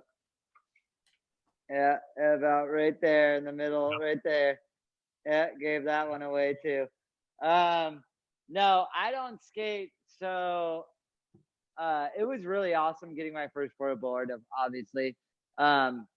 They asked me for what I would like as a graphic, and I wanted like a human hand and a robot hand, like the Michelangelo painting, where the fingers are almost touching. I was like, I want a robot hand and a human hand. And because it's like, I thought it would be cool to be like fucking robots and humans like almost It's interacting. a deep message. Yeah, because I mean It's a that's deep like message how it for is. a pro board. Yeah, that was like my first one. I was like, dude, I want the message is like that, like machine and man are like coming together, like where machine and man are gonna, We're all fucked. you know, join. Yeah, yeah, pretty much. We're all fucked. Yeah. But and then the other one that they didn't tell me about was like the Jaws logo of like my face looking up at someone swimming. And so from that point on, it was funny because that jaw, like the one of like the Jaws, like me looking up, sold way more than like I think I sold like 40 or 50 of the like human hand and finger hand touching, and then I sold like 100 of the fucking the Jaws ones looking up. And then so after that, like Derek, our brand manager, like sent me that. I was like, oh well, that's crazy. And then pretty much after that, like I don't choose my graphics. Like I'm never drawing up my own graphics. I'm never like I give them a direction. Like I'm like, hey, I've been taking a bunch of mushrooms. Like let's do a mushroom fucking graphic, like some shit like that. It's a quick workshop. I was in the desert doing peyote, and the coyote. You did peyote, JP. This is oh my god. This is your workshop. However, this is your workshop. However, I like the idea of being like, well, I saw a coyote run through a fucking different realm of time, so I've got a pretty good idea for a board. I could be a board. You know what? We can workshop this. Yeah, we can workshop it up. But it's just mostly like in-house graphic designers. They're like, because if Birdhouse, like if I was be like, hey JP, fucking draw me a fucking coyote on mushrooms or what, you know what I mean? Like it would. Talk to me about that. Yeah, it would. That's what they'd say. They'd say, well, talk to me about Aaron. We'll just talk to you. We would have to pay you X amount of money for you to do that, and then I think Birdhouse gives you royalties as well, X amount of royalties. So it's like Birdhouse is gonna fucking no, we're not gonna have some random person. We're just gonna do an in-house designer, which they have like 4 or 5 in-house. Well, no, but I'm saying they do have them. But when you talk to them and you give them an idea, they're like, all right, we're gonna take that and we're gonna go ahead and water that down. And we're going to make it a mass appeal. You got to think the people that work there and bless them, you know, and they probably come from the industry, but they're also coming from like a mass demographic appeal as well. Exactly. Where I'm just in my head, like high as fuck. Like, I think this is sick. You're like, I was thinking dynamite fishing. I think that like dynamite fishing and like some fucking squirrels over here and like neon signs, like fucking. What about a squirrel who's staring at a bird feeder with laser eyes? Are you guys into that or no? And they're like, I don't. I like what you're doing. Does a squirrel have to have laser eyes? And you're like, it does because it does. No, but I see how they could like. At least you get to do you even check off on them, or are you mostly like, hey, here's an idea? Yeah, I check off on them. Okay, I'm always like, I mean, they send me one and I go, that's it. I mean, they make amazing stuff. What are you gonna argue with, you know? Exactly, that's what I'm saying. I'm like, yeah, okay, like, yeah, this is sick.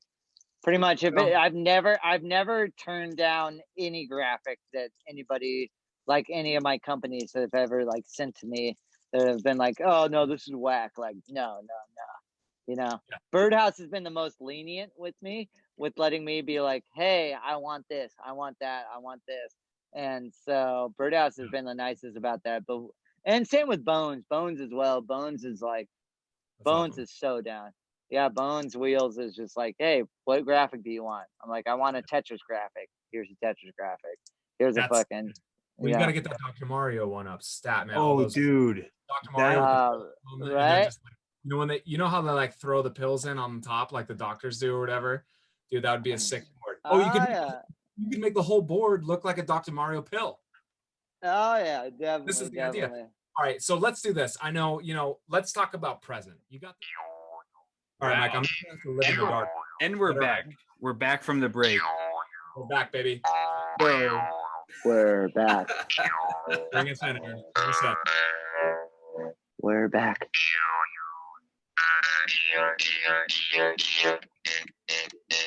I don't even want to go right now. Oh, but you could have gone right into. We are just on our little break there. We are talking about Alice DJ. You could have gone right in. I feel like that is like going into Sandstorm a little bit. That was a build up super strong to where we're going. But I want to fold this build back. up into this. Yeah. And the first pro model for Dave Mira. He was sponsored by Vision. Yeah. He was sponsored by Vision. They shortly made shoes. I don't think he was part of that. DC was on DC. Yeah. DC. Is that what you said, JP? JP said it. Yeah, JP had it. I'm on record saying that. So leave a comment if you knew that before this. But yeah, leave a comment if you knew that before that, or what you thought he was on before that. But yeah. Rest in peace, Dave Mira, legend. Yeah, seriously. Yeah. And before we roll forward, I want to ask one more kind of question: is like iconic video parts that. So we've talked on and off the podcast a lot about music, and we were just talking about Gangstar, and JP runs to them. I was bumping them before we started the podcast on vinyl, or we're waiting for Aaron here, and. Do you remember? I think it was the DC movie. Full clip was it Rob Dyrdek's part? Who had? There was a. Are you talking about a Gangstar song? Yeah. Was it Moment of Truth? I think is that the song? Like yeah. A Moment of Truth. Yeah. I can't remember, man. I can't remember. But I know Gangstar, that song "Moment of Truth" is like really good. You know, how iconic we're very good. You know what's funny is like for us, we're all kind of similar demographic, like skate videos, BMX videos, snowboard videos, ski videos. All of those extreme sports kind of formulated a lot of like our music culture too, and it was so folded in. For sure. So everything was so in line. Wait, go ahead.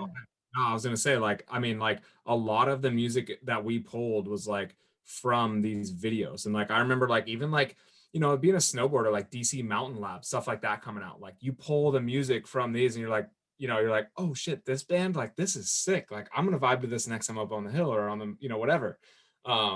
It's for crazy.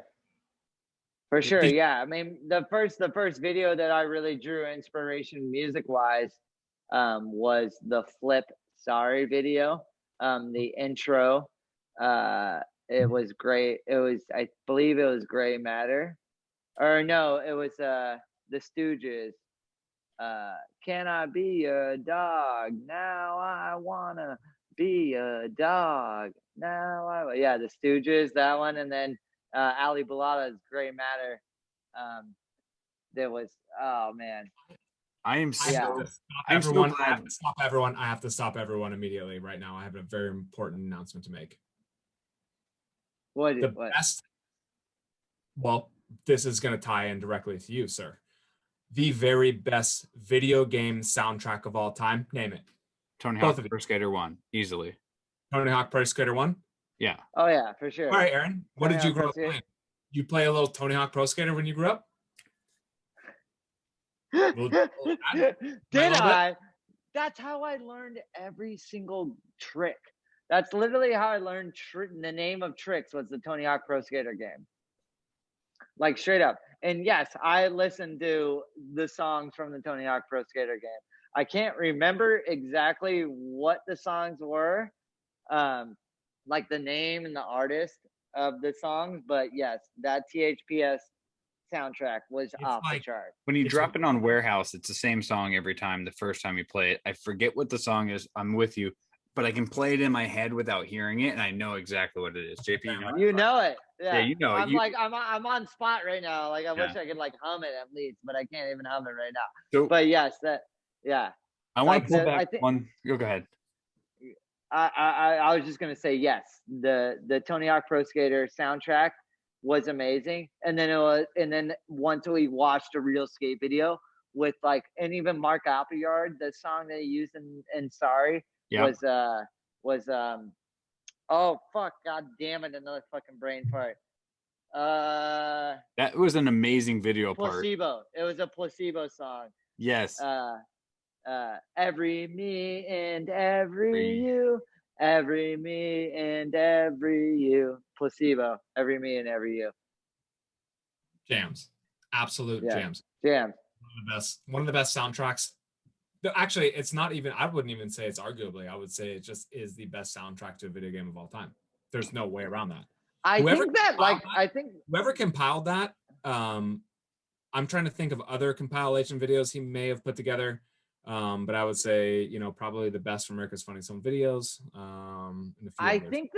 think that video game like made some of those bands. Oh, like, 100%.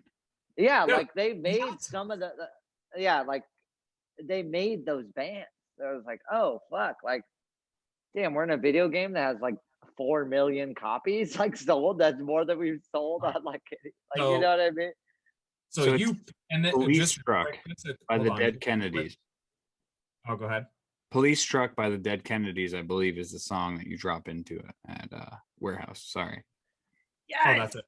Yeah. Yes. Yeah, That's Dead it. Kennedys. Yeah. So, and I think, and this is another talking point that is just like, it's one of those things where I think about, especially like Tony Hawk Pro Skater, or like maybe you're growing up playing like, NFL Blitz or NFL 2K or any sports games or Madden or whatever you might be. It's like you kind of you go up playing this shit and you're like, oh, this is so sick. I love this. I want to do this. Then what happened to you? Did you happen to maybe make it into one of those games? I mean, 10 years later, yes, I did. And okay, so JP, I will tell you this. What do you mean? 10 years later, you're in the game.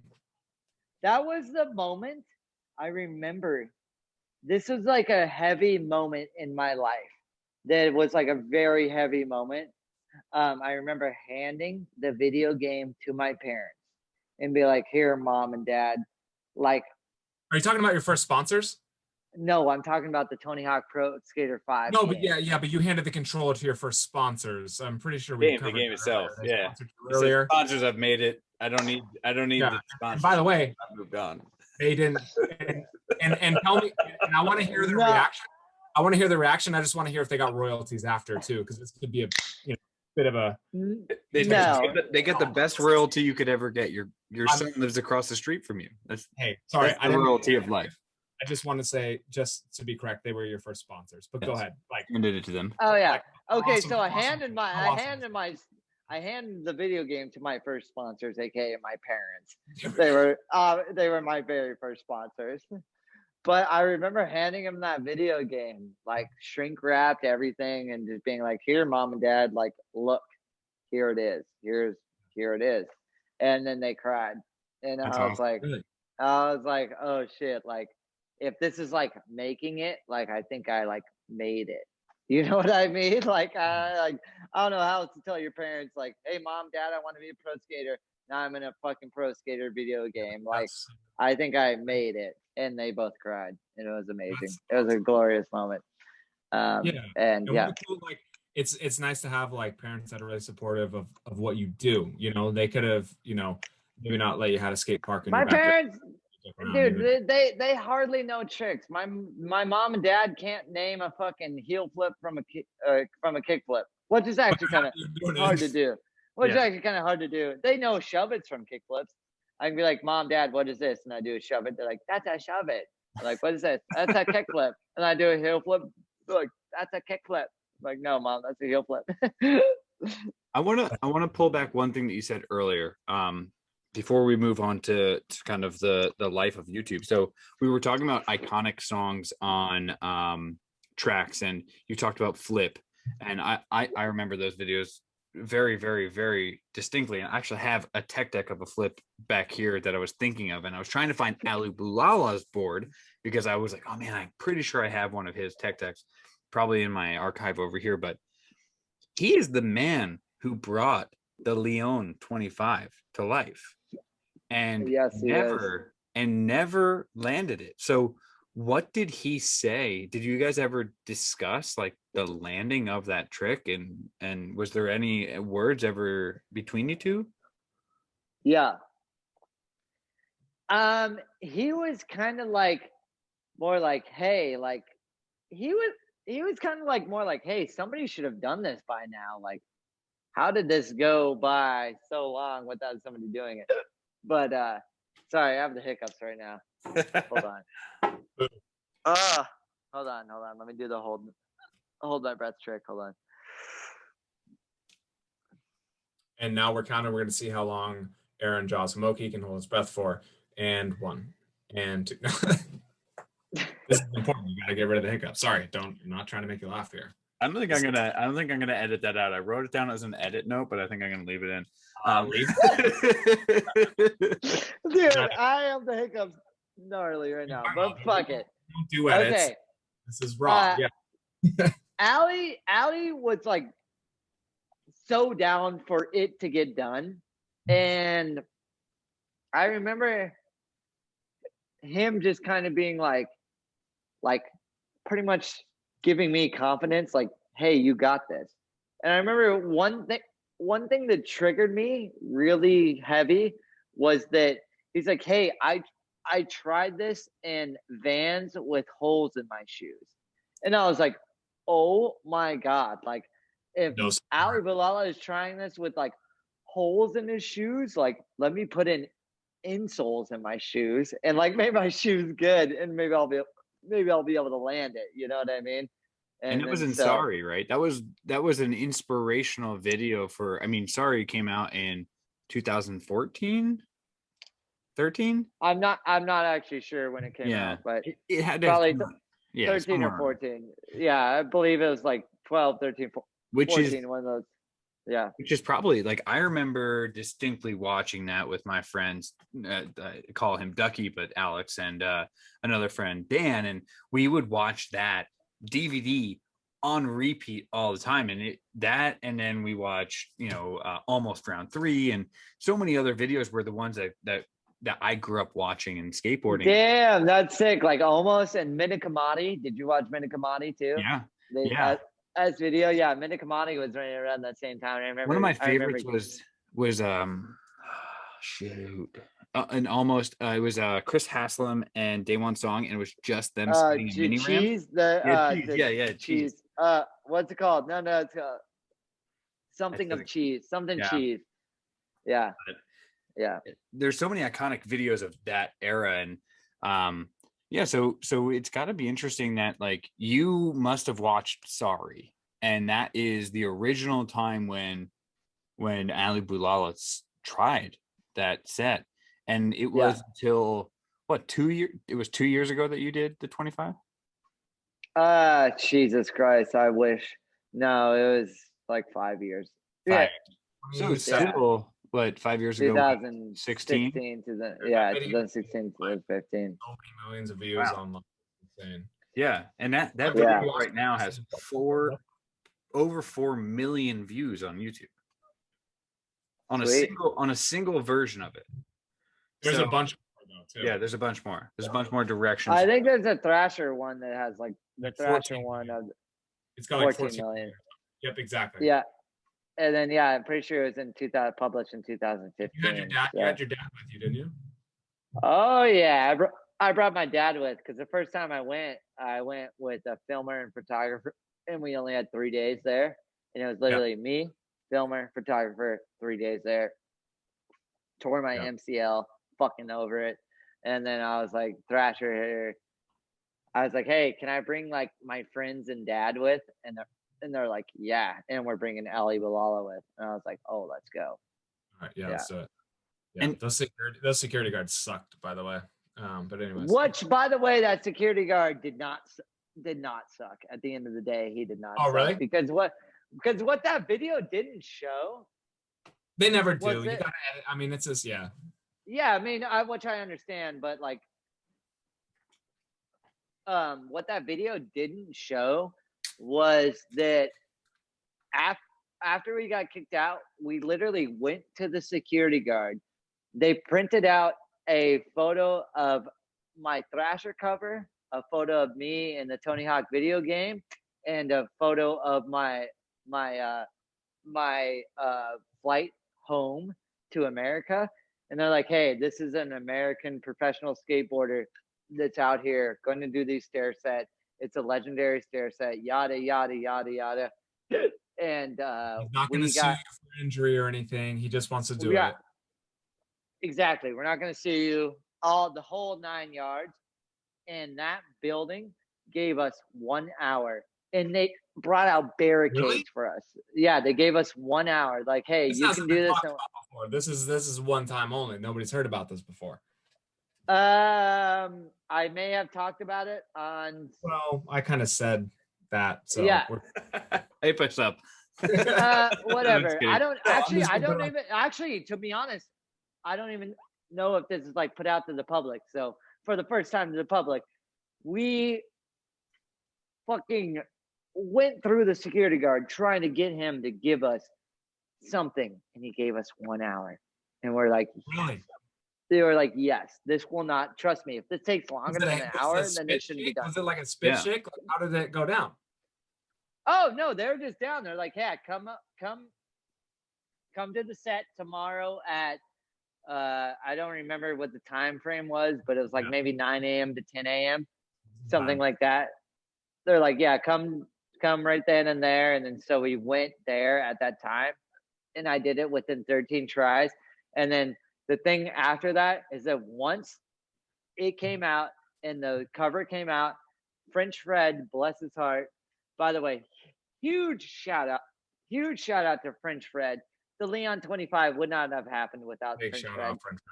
Yeah, French Fred, which filmed a lot of Minikamati. Just to be clear, you said French bread? French Fred. French Fred.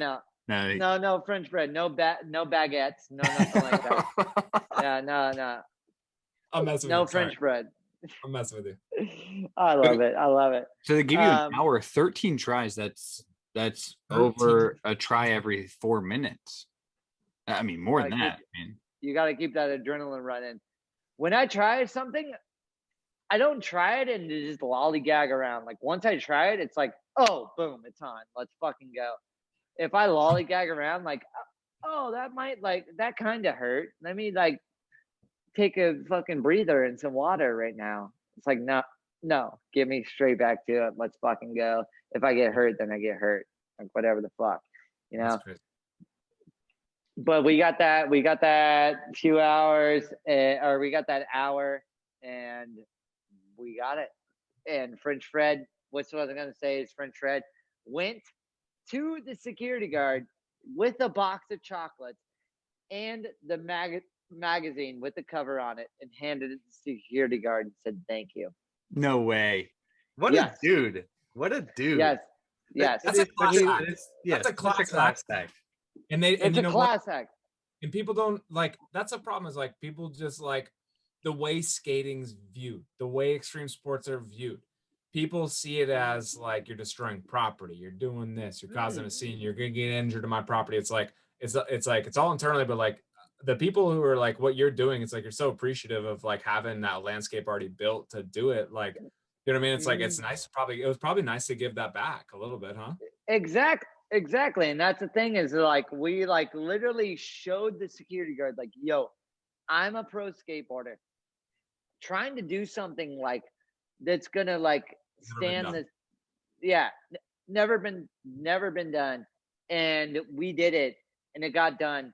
And French Fred, bless his beautiful heart, went there and was like, here, it's done. This is a fucking box of chocolates in the magazine cover. Like, thank you. So European of him.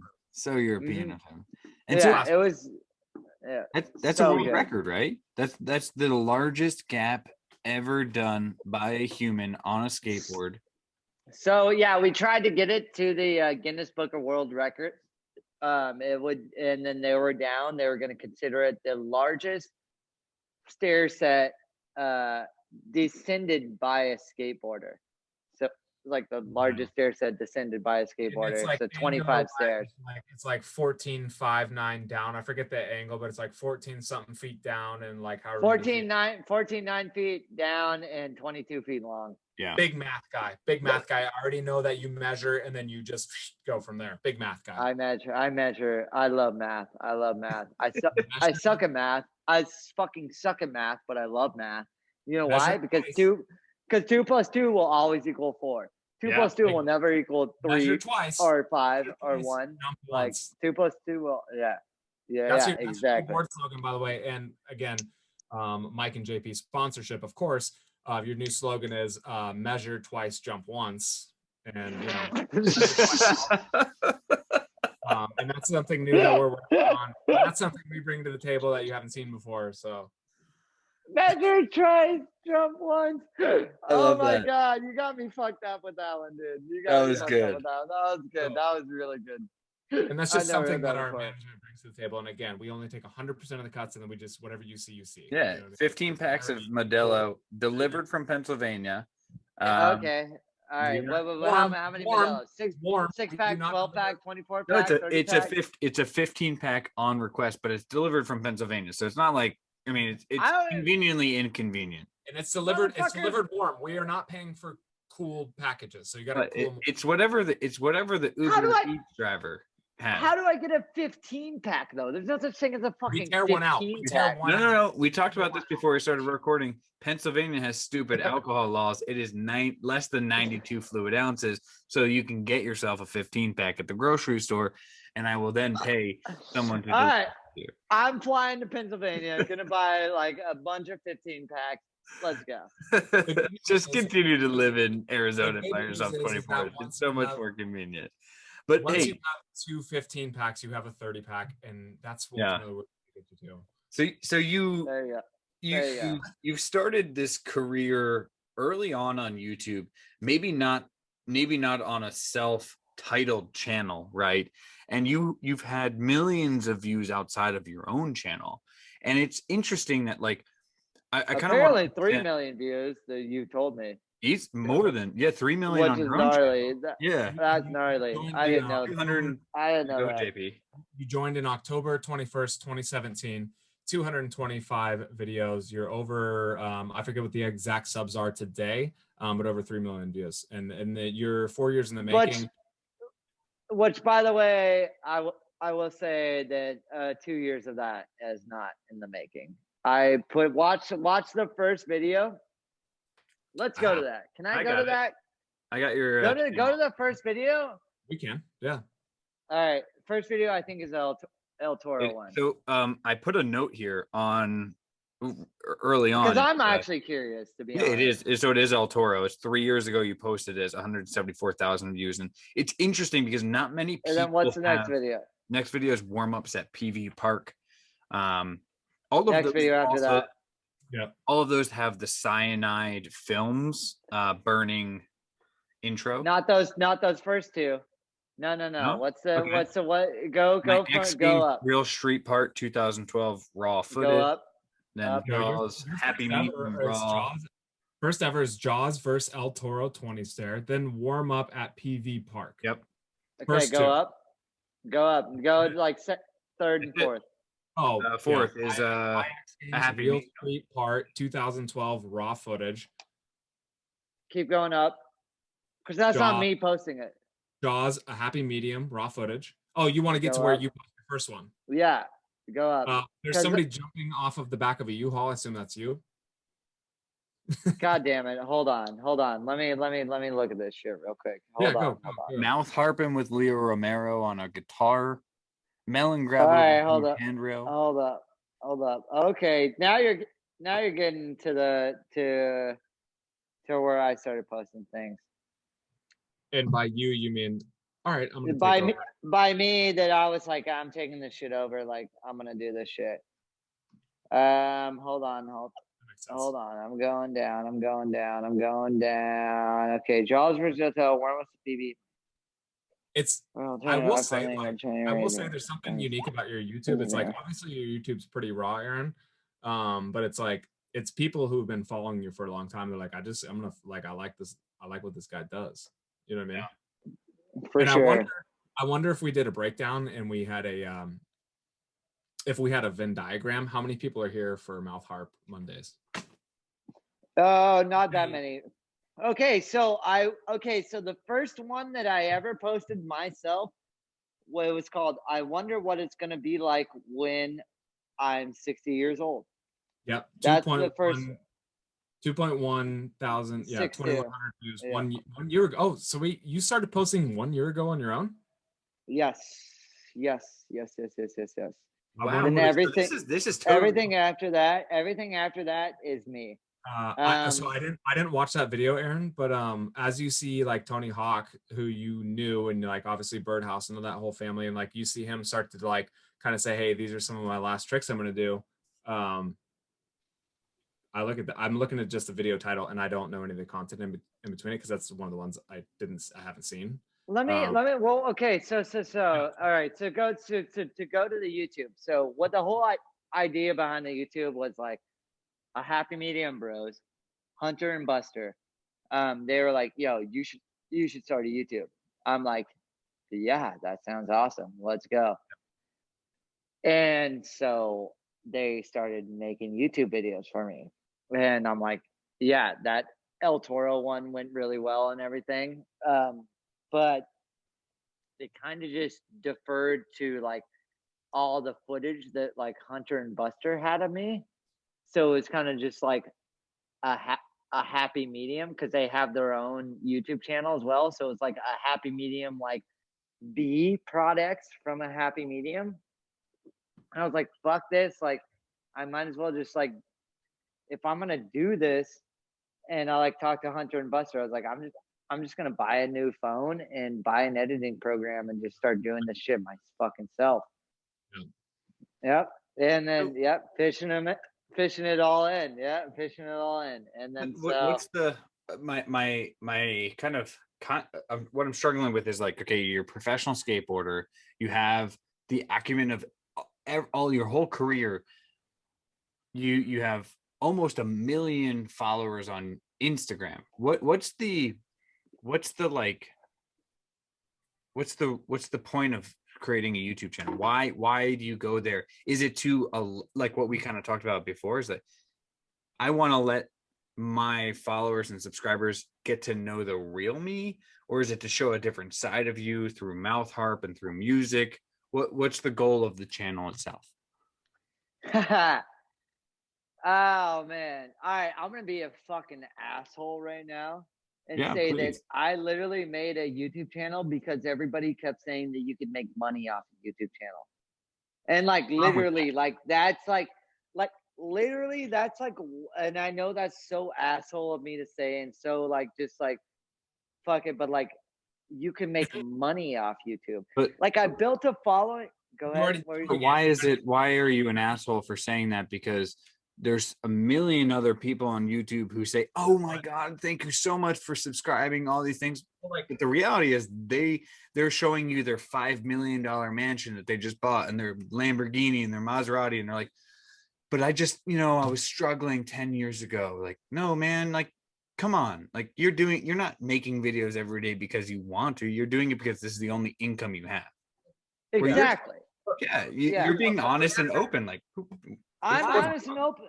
For Aaron, also for you, like the people that I like and I want to follow, and I like, if I like what you're doing, it's like I want to see what they're up to. I kind of like these videos of getting a little bit inside of their life and seeing what they're doing on a daily basis. And it's like, maybe it's not something that's like a big money generator now. And who cares if you started to say, oh, that's where the money is? It's like, I don't think that part so much matters as far as like to your viewers who actually care about you and what you do. They don't care if you make money. They're happy that you're posting because they want to watch the content. They want to see how you skate. They want to see your process, and they want to see a little bit more about you. You know what I mean? For sure. So definitely. So it's like you can look at it as like oh yeah, I want to make money. But to your people who follow you, they're like, oh, finally, he's posting videos on YouTube that I can follow and watch. Like I've been waiting for him to like post something and post this content so I can like learn from it. You know what I mean? For sure. So for sure. You, it might seem selfish up front, but I think it's like realistically, it's like the people who love you and follow you and have been following you for years are like, dude, this is great. I love this content. He's just, maybe I'm just sitting at work or I'm working remote and I just want to like throw on videos, Aaron Jaws and just like, chill out. You might as well monetize the things that you're doing, because like, why should that be like 3 million views on your channel itself? But the reality is there are, I don't know what, 30, 40 million views of videos of you doing things on YouTube already that aren't monetized by yourself. Like the best example I can say is 30 parks in one day on my 30th birthday. That was a fantastic video idea. However, I don't think you got the true monetization of the video. Right? We're talking about a very tricky subject. Not to split hairs, not to split hairs, but the reality is sometimes there's a channel growth, and why a channel happens is because there's a reason people want to watch you do these things, and you have ideas to do it. So there's a demand. If there's a demand, fill it. I mean, wait, go ahead, JP. No, I was just saying, like, there is a demand for people who want to watch what you do, and we want to watch your skating, and we want to see how you interact with people. Maybe we want to see some daily bullshit and like hear about just like what your life like. I know for myself, like when I'm sitting around and I'm like just doing emails and follow-ups and stuff like that, like I'm gonna throw on a podcast, I'm gonna throw up like somebody on YouTube that I enjoy watching, and it's like to be honest, like I want that content to be there weekly. I want there to be there, you know, in a responsive rate, and it's like I think. I don't know. Okay. I don't think you should feel bad about that. And it's like, you should be like, if people are monetizing from your content already, I feel like you should be like, you know what, hey, like, I'm going to post my content and, you know, and if people want to watch it, great. And if they don't, so what? But either way, like the content's out there. And if I make money off of it, that's just a consequence of what I'm doing. Okay. So I agree. I agree with both of what you guys are saying, like 100%. Like, and what you just said, JP, is how you like turn it on and then you do your work, because that's how my shit is. Like there's my TV right there. There's where I play Tetris at. Is right there. It's like on an album to go skate. Yeah, and then so I put on a YouTube video and I just like watch it, and I just like let it go. So like I understand what you're saying with that, but it comes to a level of integrity in like with this interview. Like you guys don't just want to like, I know one of you guys are gonna chop this up and make it sick, and instead of just being like, this is what we got and record it, like one of you guys are gonna chop this shit up and make it like that. I'm just kidding. I mean, there's going to be very little chopping, because the true reality is like our whole goal is like we want the raw who you are. And I think from your channel, the standpoint that I really truly love, and what drew me to why I sent you an email was like I watched your first garden tour and I was like, what? Like how? Like this is not the person I perceived on the internet. This is not who I think it is. And then like today. I think it was today. I'm watching. I'm like, JP and I were talking before this. Like, he has bees. Like, first off, that is the single best thing you can do for the environment. Screw driving an electric car, because, by the way, your battery. We don't want to get in that, but like, yeah, don't even. We're not going to go down that path. But there's this whole other person that's perceived on the internet, and like, the benefit of having a YouTube channel is you can truly be who you are. And I think there's this amazing thing, like you don't care. It's not like you're not like building a mouth harp community on Mondays. You're playing mouth harp live because it's a passion of yours and you love it. And it might have nothing to do with monetization. It might you could make money on YouTube, but the reality is like, is that really going to be your main set? Maybe. But like you're doing it right now because it's a passion project, and so people are interested in people. People are interested in people, and it's like if you skate and you fucking just happen to mouth harp, I'm like, all right, well, I guess I'm listening to what mouth harp is, and I guess I can figure this shit out. Yeah, like, you just go with it. In people, man. Like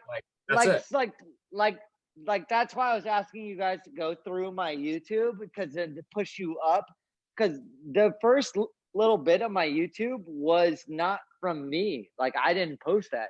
I didn't edit it. I didn't write the caption. I didn't do anything. Like I literally, it was just like skating in it.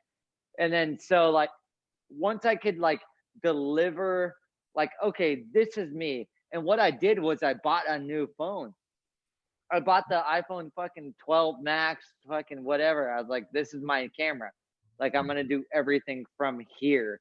And I think that like everybody can be personable, like with the like I'm talking to you guys on my phone right now. I don't know if you guys are on your computers or not, but like literally I have a fucking tripod Yes, you do. sitting here with my phone that I bought this tripod because I was like, I like needed a fucking tripod for my fucking phone so that I could, you know, do this shit. And like, yeah, that first little bit of YouTube was not me. And then I started being because I realized that like people like to feel more like invested and personable with you. Like Connected.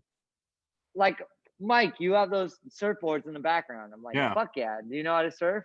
Like fucking JP, you got some tree in the background right now. I'm like, yeah, a little bonsai tree. Yeah, I love bonsais. Yeah, let's go. Like, yeah, let's go.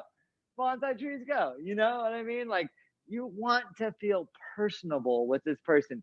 And even if I have this following and this crazy, like, not even crazy following, because I don't have a crazy following. Like, I almost like a million on Instagram is like, that's just Instagram.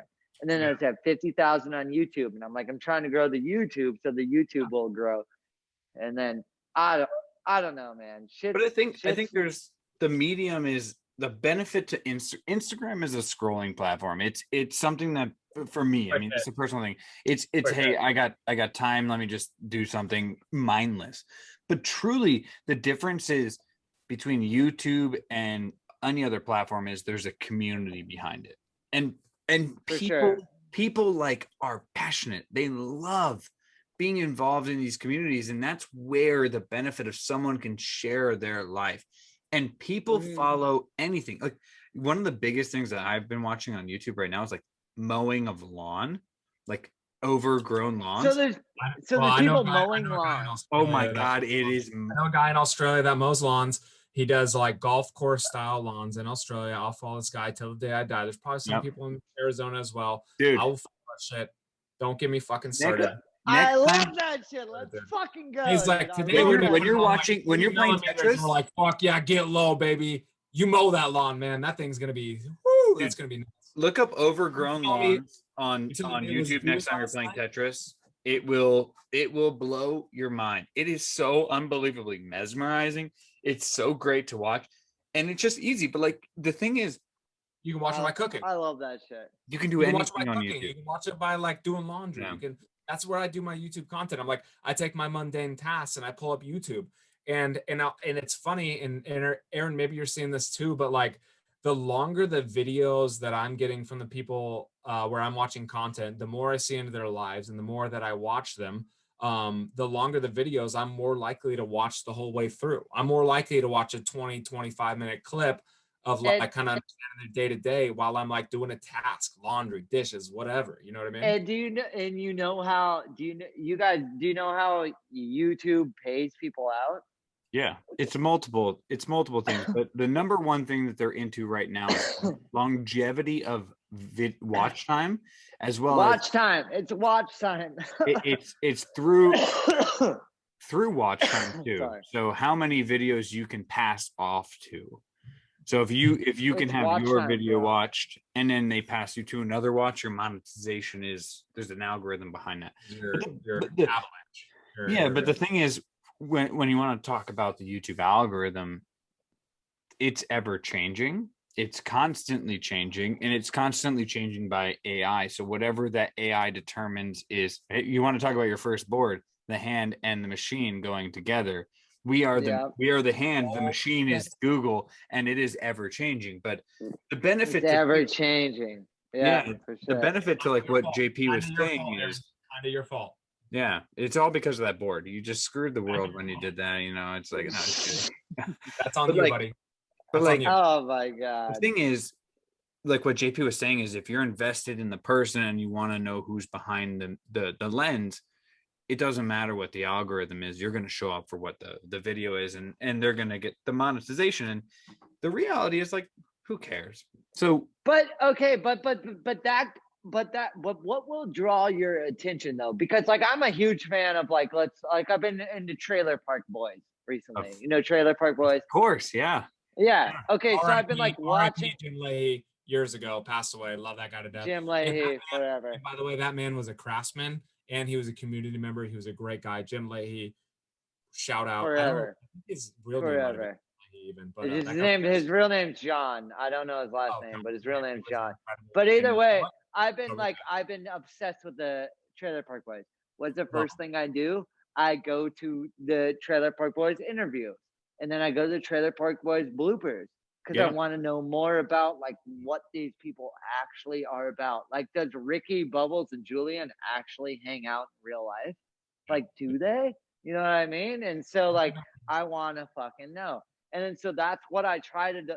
So with my YouTube channel, like I try to deliver that to people. I'm like, hey, like this is me. Like this is my house. This is what the fuck I'm doing. Like this is my living room. This is my kitchen. This is the fucking kitchen dweller sign. This is a fucking 24 pack of beer. And this is a goddamn cigarette I'm smoking right now. So let's fucking go. You know what I mean? Like, right now, you're giving right now while holding your phone. no, I can't do a kickflip right now. I'm fucking torn ACL. I can't do a fucking goddamn kickflip right now. If I would, I would probably not be talking to you guys. I'd be like, I'm not Big even gonna shout do a out. kickflip. but Yeah. at the same time, like the beauty is like you're showing the other side of who you really are, and like I think that's the benefit of YouTube. So when we talk, I think that. Go ahead. I was gonna say, I think that like people really like to be like I have nothing to hide. Like I don't fucking like. There's literally like you can ask me any fucking question in the whole entire world, and I'll give you the most straightest Favorite answer soda. ever. Favorite soda. Like I don't have Favorite anything to hide. Favorite Wait, soda. what's up? Favorite wait. soda. Favorite soda? Coca-Cola. Classic. Okay, easy. From McDonald's or just from the can? Ooh, I actually ordered McDonald's the other morning and from Uber Coca-Cola Eats. from the can or McDonald's? Go. Can. Glass Bottle preferably. Sorry, I just wanted. You just said ask me anything, and that came up into my mind, and I'm glad we covered that. And now we can move on. Go ahead. Sorry. I love you, JP. That was great. Oh man, you kind of caught me off guard. Now I forgot. That's what he's here. That's the zinger. I kind of like that. I love that. I did throw that off, but on the record, Coca-Cola out of the can, it does. Yeah, you get kind of that. Yeah, crispy. Coca-Cola out of the I'm a can. fountain Fuck guy. that fountain. Fuck the fountain, man. I gotta get McDonald's the is- nasty mold that's been in the Do you McDonald's agree- fountain for 8 months. You agree McDonald's is second best? To what? A The can. can. No, I'm gonna say he doesn't. Oh, okay. Oh, okay. To a can. No, glass Can bottle is the best. Coca-Cola. And then Go Glass to bottle, Mexico. Go to Can. Mexico. Oh, then the glass Mexico. bottle. no, glass bottle Mexico, glass bottle first. By and far. then Pure what? sugar. And then I go the can. And then fuck it. We'll go McDonald's. McDonald's. If you got nothing When I- else, just might as well go. When I get a motherfucking what the fuck's the breakfast sandwich they got there? Sausage McMuffin. Yeah. Sausage McMuffin with egg and cheese. Give me that fucking hash brown and the Coca-Cola. Hey, if that doesn't kick off your morning, like we used to get those like before we hit the mountain and snowboarding every day, it's like that's what you go pick up. That's a supercharging meal. Which I'm disappointed in because on the way to the mountain that you have a what's that restaurant that DQ? There's a DQ on the way to Mount Hood. Dairy Queen. Yeah, You're good. Disappointed. I'll take a Dairy Queen. Dude, growing up in Oregon, you hit up a lot of different fast food restaurants like on the way there. I grew up in Southern Oregon, so coming down from Mount Ashland, we used to hit an A&W at the end of the day. An A&W root beer, you get that shit on tap, you get a burger. Oh, let's go. A&W. Oh, let's go. That's the shit right there. And you know what? I took this tangent so far away that I forget where we were actually. Yeah, I'm gonna pull us back. I'm gonna pull us back. I think he said, "Ask me anything. I'm open." And I said, "Well, okay. What's your favorite soda?" Took it off the rails, but now I think well, we're back. you took me while I'm open, you were JP. saying- You fucking, I was wide open for you. Like, what's up, JP? Hold on. What's And up, you know what? JP? And guess What what? were we talking about before? Hold on. Look at this. Yeah, we're talking about the session shirt, but we're weirdly enough we're talking about Coca-Cola, but the whole logo of your T-shirt is definitely based on Pepsi. So yeah, that's actually. A Oh, disaster. holy shit! It is. The Yeah, I sadness didn't realize it. Yeah, this is an old school Clearly a sponsor session of yours. shirt. That's clearly a sponsor of yours, so we're gonna have to walk this back. Well, let's Yeah. go back to, so you're starting your I'm channel. sponsored. you're building your brand, and like there's so many great things on this channel. There's Mouth Harp, which you go live every Monday, which is a great way to grow an audience. You also show your garden, and the one thing about your gardening is your mother is a master gardener, right? Your mother's a gardener? No, my dad. No, your dad. Sorry. Your first false thing you I said, know. Mike. I'm sorry. You know what? The weird Not thing. my Uncle David. Sorry. Last week we had Johnny Brook from Crafted Workshop, and his mother is a master gardener. Sorry. Oh, legend. Yeah. He's a great guy. Great channel. If you want to watch some good content of like how to build out your house or how to build a patio or great woodworking tips, great guy. Who is it? What's the channel again? Johnny Brook Crafted Workshop. Crafted Workshop. We did an interview with him last time, and it turns out a lot of parents who are into gardening also raise fine children. So here we are today. Yeah. So your dad's a gardener. Like, how you got into gardening? He's more of a landscaper. Like, so that's his business. He has a climate response landscaping. And so he's more of a landscaper. Like, he'll take it if you're like, hey, my front yard looks like shit. He'll be like, well, let's put a fucking this here, this there, and he'll make your front yard look like a boss. And so that he's not necessarily a gardener, but he's a landscaper.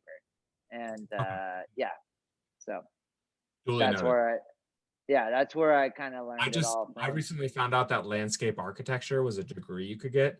And I couldn't have been more upset. I couldn't have been more upset after I graduated the marketing degree, realizing that like landscape architecture actually right up my alley. One of my best friends is a landscape architect. My guidance counselor go ahead. You guys are in PA.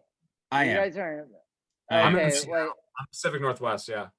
Okay, well, so you guys are where the green is at. Like, there's a bunch of fucking green out there. Like, the people out here, we have dry scapes. So we don't have, like, it's like Zen gardens everywhere.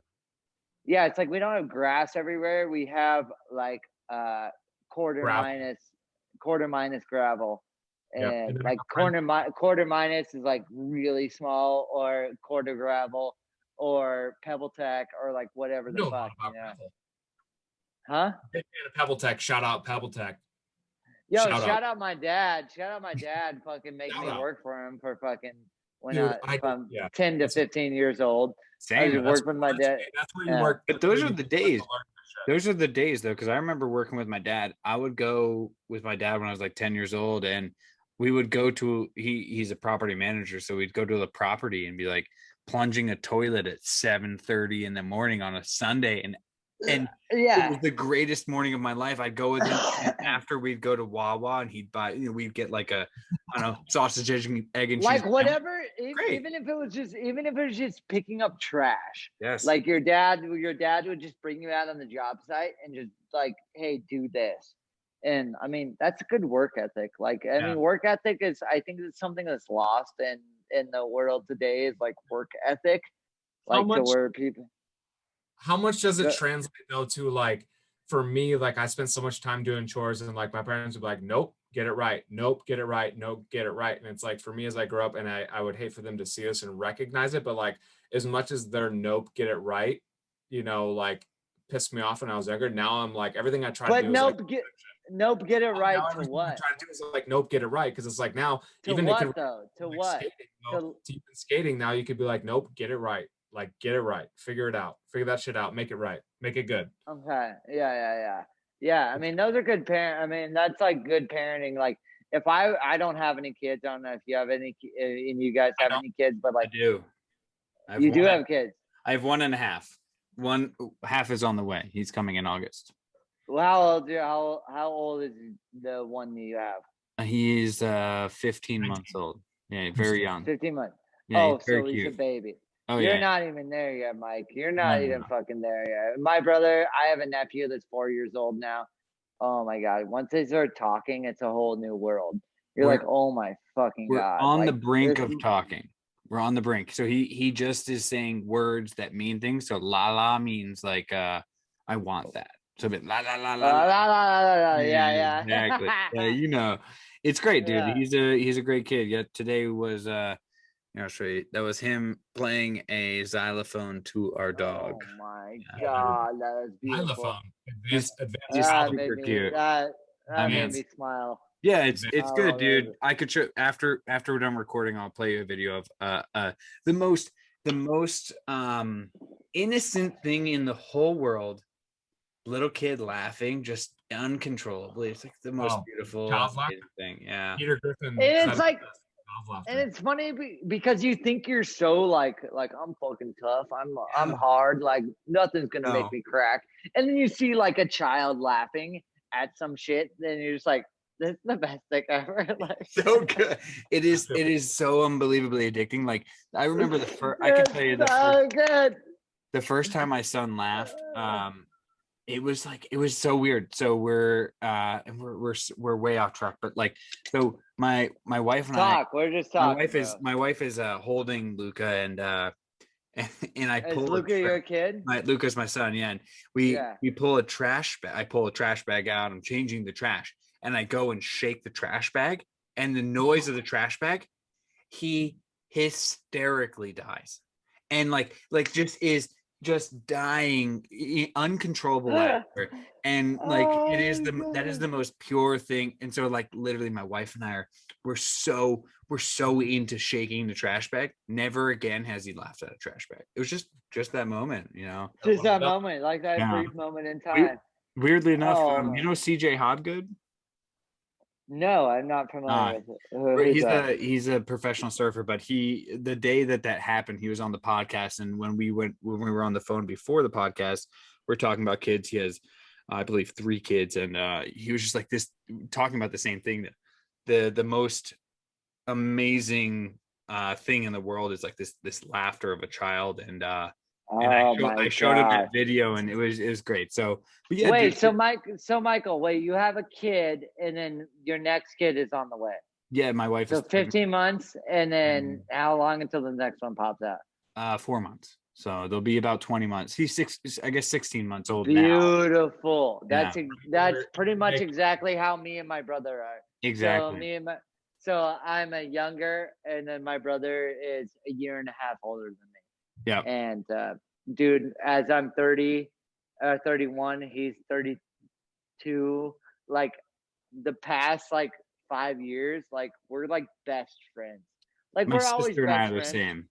Isn't it funny how like siblings, like the way I grew up? So my sister's 2 years older than me, and like the way they go like me and my sister look at kids, we both say like you can't have one kid, you gotta have 2, and they gotta be 2 years apart. Like we say like the only way to do it is exactly how we grew up, and it's so funny because like I think it's just because we had like a good like relationship, and then we hated each other forever, and then we became really close friends, and we're like, yeah, that's actually maybe the way it should be. Like 2 kids. That's exactly how it goes. I literally hated my brother. Like I was like, fuck him. Like why would I don't fucking care about my brother. And then when I was like 25, I was like, what the fuck? This is my brother. Like I love him. Like you know what I mean? The greatest guy ever.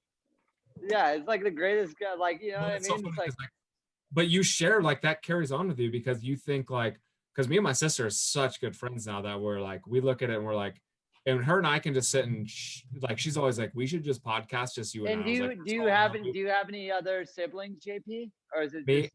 Yeah, it's me and my sister. We have a brother who's like 9 years older than us as well, half brother. Okay.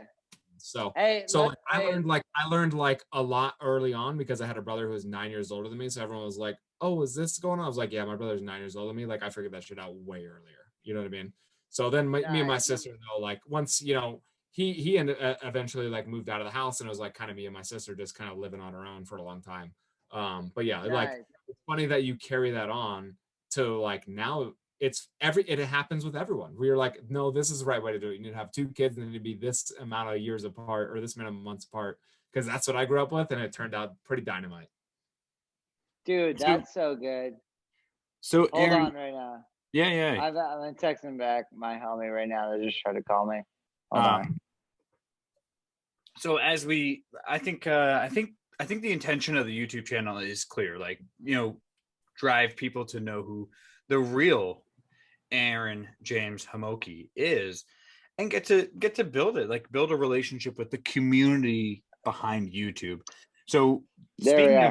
speaking of community and where we're going, I think this is a great segue to roll into the questions behind the channel. And so you tagged us on YouTube or on Instagram, and I thank you very much for that. Oh yeah, for sure. Yeah. Sorry So- that I forgot to like do that anytime. Yeah, like whatever. Yeah. Yeah, look, Yeah. man, we're all having a great time together right now, and that's truly what matters. Yeah. Right? Nothing in any past, present, or future can change us. And so I want to ask some questions from your subscribers, if that's cool. Can I say some stuff about my YouTube channel before? So Because we definitely got off subject. yeah. So let me Please. So like for specifically my YouTube channel itself, I'm going to work on it more, but it's definitely going to be like a lot more just personable me. So like this is I'm like gonna pause like you. I'm gonna pause yeah. you because we have two final questions at the end, one of which is a statement period where you can tell us everything which is going on your channel and what to Okay. So Right. I don't want to ruin the ending of what's going to happen. And I think you'll find it very fun. So before we get to the final two things, I want to ask 3, maybe 4 questions from those who subscribe or follow you on Instagram. Okay, so we're back, and we're gonna talk about the channel itself. So, Aaron, like there's so much diversity on the channel, from obviously skateboarding content to gardening and mouth harp, and so much of your true passions. Are we expecting to see you discussing, like, I'd love to see a video about you talking about dance music, and I'd love to see like a tour of like what is in Kitchen Dwellers, what boards are on the wall, how you chose them. What are we expecting for you and the brainchild of Aaron to come onto the channel? Are we seeing some cribs? Are we seeing some of the live? Bring back MTV cribs, and this is the crib you start with. You plan on like, give us a insight of what, like, maybe you're just like, which plan Oh man, I mean, the whole YouTube thing is very fun and interesting to me, and I would love for you guys to see some more like Kitchen Dweller signs like this one. But for now, I've just been doing my YouTube kind of like how I want it to be, because I don't want it to be like too raw, not too raw. I don't want it to be too over saturated, and like I don't want a filmer behind me following me all the time. Right. Like I would just rather it be natural, rather it being just anybody that's down to just like what you were saying, Michael, like it was just like, yo, like as long as there's someone here to view it, it's okay. And I just want to put out content that I'm happy with. And honestly, at the end of the day, it comes down to like me being like, okay, when I'm like 50 years old, 60 years old, like I want to go back to YouTube and be like, hey, remember these times right here? Like that's really like what I like am the main, like the not the main goal. It's main character in your own story in a way. Like you can go back. Yeah, like I'm a main character in my own story of like living through this life, and that's how I want my YouTube to kind of be. And which is super wild, because your YouTube started. You said, I want, when I'm 60, I want to use this, right? But like your YouTube started with the first video you told us you posted was, I wonder what it's gonna be like when I'm 60 years old.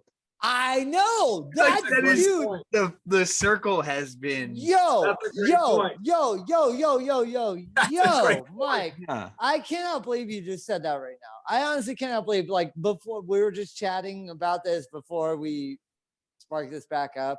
And dude, I cannot believe you just said that right now, because that was the first video that I you thought posted of. yourself, and it's interesting that 1 year ago. your long-term thought That's fucking process is crazy. like it's kind of it sounds like kind of like an archive. So you want to archive your life, but you also want to bring everyone along with the archive. Okay, so anybody that's watching this, or both YouTube bros are here, go ahead and watch that video and watch how that is edited compared to any videos before that. And there's how I edit compared to how somebody else Branded sponsor, whoever. Yeah. Not even a branded sponsor, but like a happy medium.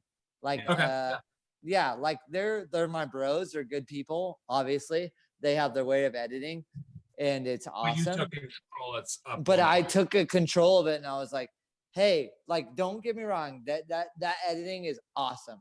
It's so good, and I fucking back it. But like, here is what I do. And if you guys want to watch what I do, there's from the point on from that video that I showed you guys, I wonder what it's going to be like when I'm 60 years old.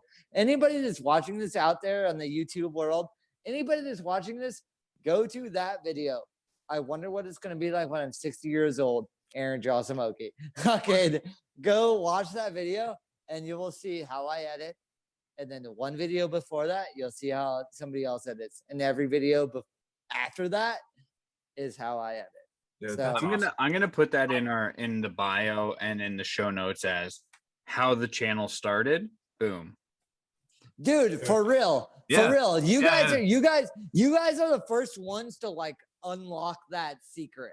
Like there's like a secret, because everybody like wanted me to start a YouTube, and I'm like, yeah, I'm down. But in my brain, I go, I don't have any content. Like everybody else has all this content, yada, yada, yada. But then I started filming a bunch of like Instagram stuff in Snapchat, and mostly Instagram and Snapchat.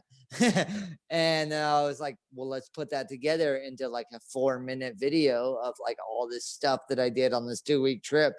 And there you go. So that is where it's all started from. And it's because a little bit of me, I know we talked about this before, but it was like, I started a YouTube channel because everybody was like, you'll get money from it. You'll get money from it. But at the end of the day, I kind of want like a place for my grandchildren to go and be like, this is what my grandpa did. Like, you know what I mean? Not that I don't have any grandchildren yet. I'm still trying to find a lady and the lady to have babies with. And then the babies They're with. gonna love this. Trust me. You know, it is. but like, it is a like full when time. like literally when I'm 60 years old, I want to go back and watch that. I want to be like, damn, this is what I did.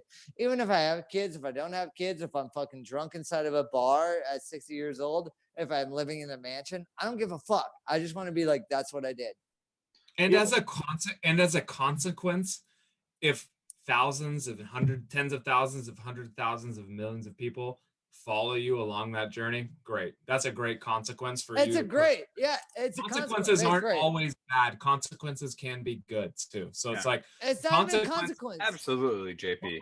What a consequence can be a good thing. A consequence of you displaying your life and showing who you are is like, to be honest, maybe more people like you. Maybe more, like I can tell you 100%. Right. After this, I'm like, are we renting a houseboat? What are we doing?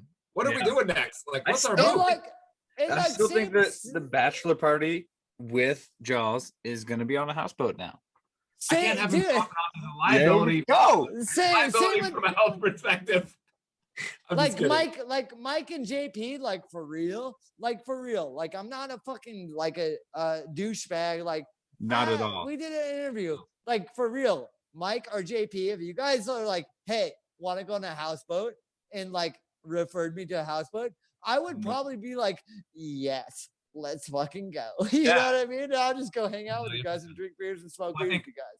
That's why I think the consequence, like what I love is like, what you're doing, you put yourself out there, you make the videos, and like, yeah, you can make a YouTube living, and you can maybe make some supplemental income, or you can even make your life out of the YouTube. But like, I think more importantly is like, you give the people who care about you and follow you and who have been following you since we grew up in our era, which we all did, Right. and Yeah. to like get to know you a little bit better. And like, to me, that's something Here's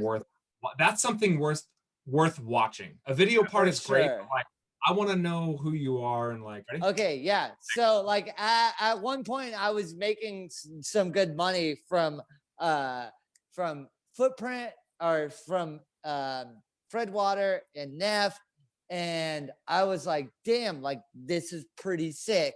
And then those sponsors dropped and I lost a lot of money that was coming into me. And I was like, damn, like I don't have this much money coming into me anymore. So I was like, well, what can I do to get that back? And then I've watched and heard of so many people doing YouTube channels, Twitch channels, doing live streams where they're like getting donations handed to them. And one of my friends, his name is Trent. He goes by Waifu or Waifu, WIAFU. And he's like full on, he's got like 30,000 people on Twitch. And he's like, yeah, I make like $3,000 a month off Twitch. It's like, whoa, like what the fuck? Like, let me try to get there. So as the day and age where the sponsors I leverage it. Yeah, as the day and age where my sponsors drop, but me, myself, Aaron Homoki as a brand is going, I'm trying to make myself go up. And, you know, that's kind of where I'm at right now in my life, is that I'm just trying to like, I'm 30 years old right now and I don't want to work a 9 to 5. Well, like but straight at the up. same time, you're doing it at the right way where like you have a social media presence, but now what I feel like YouTube is doing for you is it's bringing people into the day-to-day life of who you are and the passions which what you have, and that will only create an organic growth. Exactly. So I look forward to where the channel goes and what comes from it, and because there's so much good skateboarding content that's going to come, but that's going to come. And that's the thing, is that like I see it and I have all these fucking ideas. Right now we haven't even talked about this yet, but I had knee surgery 3 months ago. Yeah, I had knee surgery, and I don't like to talk about that, to be 100% honest. Like, I don't really like to talk about like, hey, I had knee surgery. Here's how my recovery is going, because I feel like when people get hurt, they really like bank off like, hey, I'm hurt. Give me. Like people, but at the same time, there's a different scape. Like I feel like you know, when an extreme athlete hurts themselves, there's two ways to go about it. Right? Do you know who Scotty Kramer is? No, who's that? So he's a like multi X game gold medalist biker. For what? Biker. BMX. Okay. And he broke his back, and he's like much more paralyzed than he was before, right? He can never really ride to the performance that he was, but instead of taking it as a negative, he's now created a beautiful channel behind it. He had an amazing channel behind that before, and there's two ways to do it. There's the sad story of, oh, look at me, I'm now doing these things, but you could also say, hey, look, I hurt my knee, and here's the opportunity. Like, I want to show you how I'm growing my garden. Here's the things behind, like clipping broccoli is a beautiful art behind it. And there's a reason why you do things like this. And there's a reason why, hey, look, I'm going to show you the property I live on and the house that I'm in. You know, there's all these nuanced things. There's so many ways you could do it, for sure. But you're doing it in the positive way rather than saying, oh, look at my scar on my knee. I'm going to show you what I'm doing today and going to rehab, because you could 100% do that. I'm sure. I could. Yeah, for sure. You're doing it in the way that creates true content and that builds a community that says, man, I can't, like, I have truly become a believer in the style that you're building, because I'm like, I really can't wait to see how the broccoli, because I've never seen a broccoli bush until you showed me the full broccoli bush. I've seen little broccoli plants, but I want to see how the garden grows, and like that content truly develops the long-term viewers. It might it very well might seem stupid, but like the reality is, like, you're hurt, so you have to make some kind of change in your life, and at least you're doing it in a very, very, very entertaining and good way. Because you could do the sob story and build a community of, I'm sure you could get to 1 million subscribers like that, right? But is it really what you want to do? Sorry, JP. Wait, what did you say, JP? I'm just saying, you could be boring or you could be you. Yeah. And you chose you. And it's like, what you is like what people want to watch. You know what I mean? Like, I'm more interested in a person like. And yeah. I'm not trying to sugarcoat it. No. Like, I'm not trying to be like, tomorrow, if I was to be a fucking typical YouTuber, I would be like, hey, you guys, I did the Totally Tubular, right? Is what it's called? Yeah, Totally Tubular. Tubeular. I would be like, hey, I did the Totally Tubular contest. Podcast. I had fucking 24-pack of beer. Woo! We're gonna go look at the broccoli tomorrow. It's like, no, I'm not gonna be like, hey, we fucking did this. I'm gonna be like, hey, here's my broccoli right now. Like, look at my broccoli. This is what the fuck is up. Like, I'm not gonna be like, hey, here's a bunch of other shit that happened in my life before I showed you my broccoli. and honestly, I feel like the people who really, yeah, but the people who really follow you, like, it's obvious that there's a point. No one can ever go doing what you've done from an extreme sports standpoint and not get hurt. Right, it has to happen at any point. You can't look at Jamie O'Brien. It's not a matter of when. Jamie O'Brien, like on a backside splash on a general day, hurt himself. Any person who's going to do what you're doing is going to have an injury.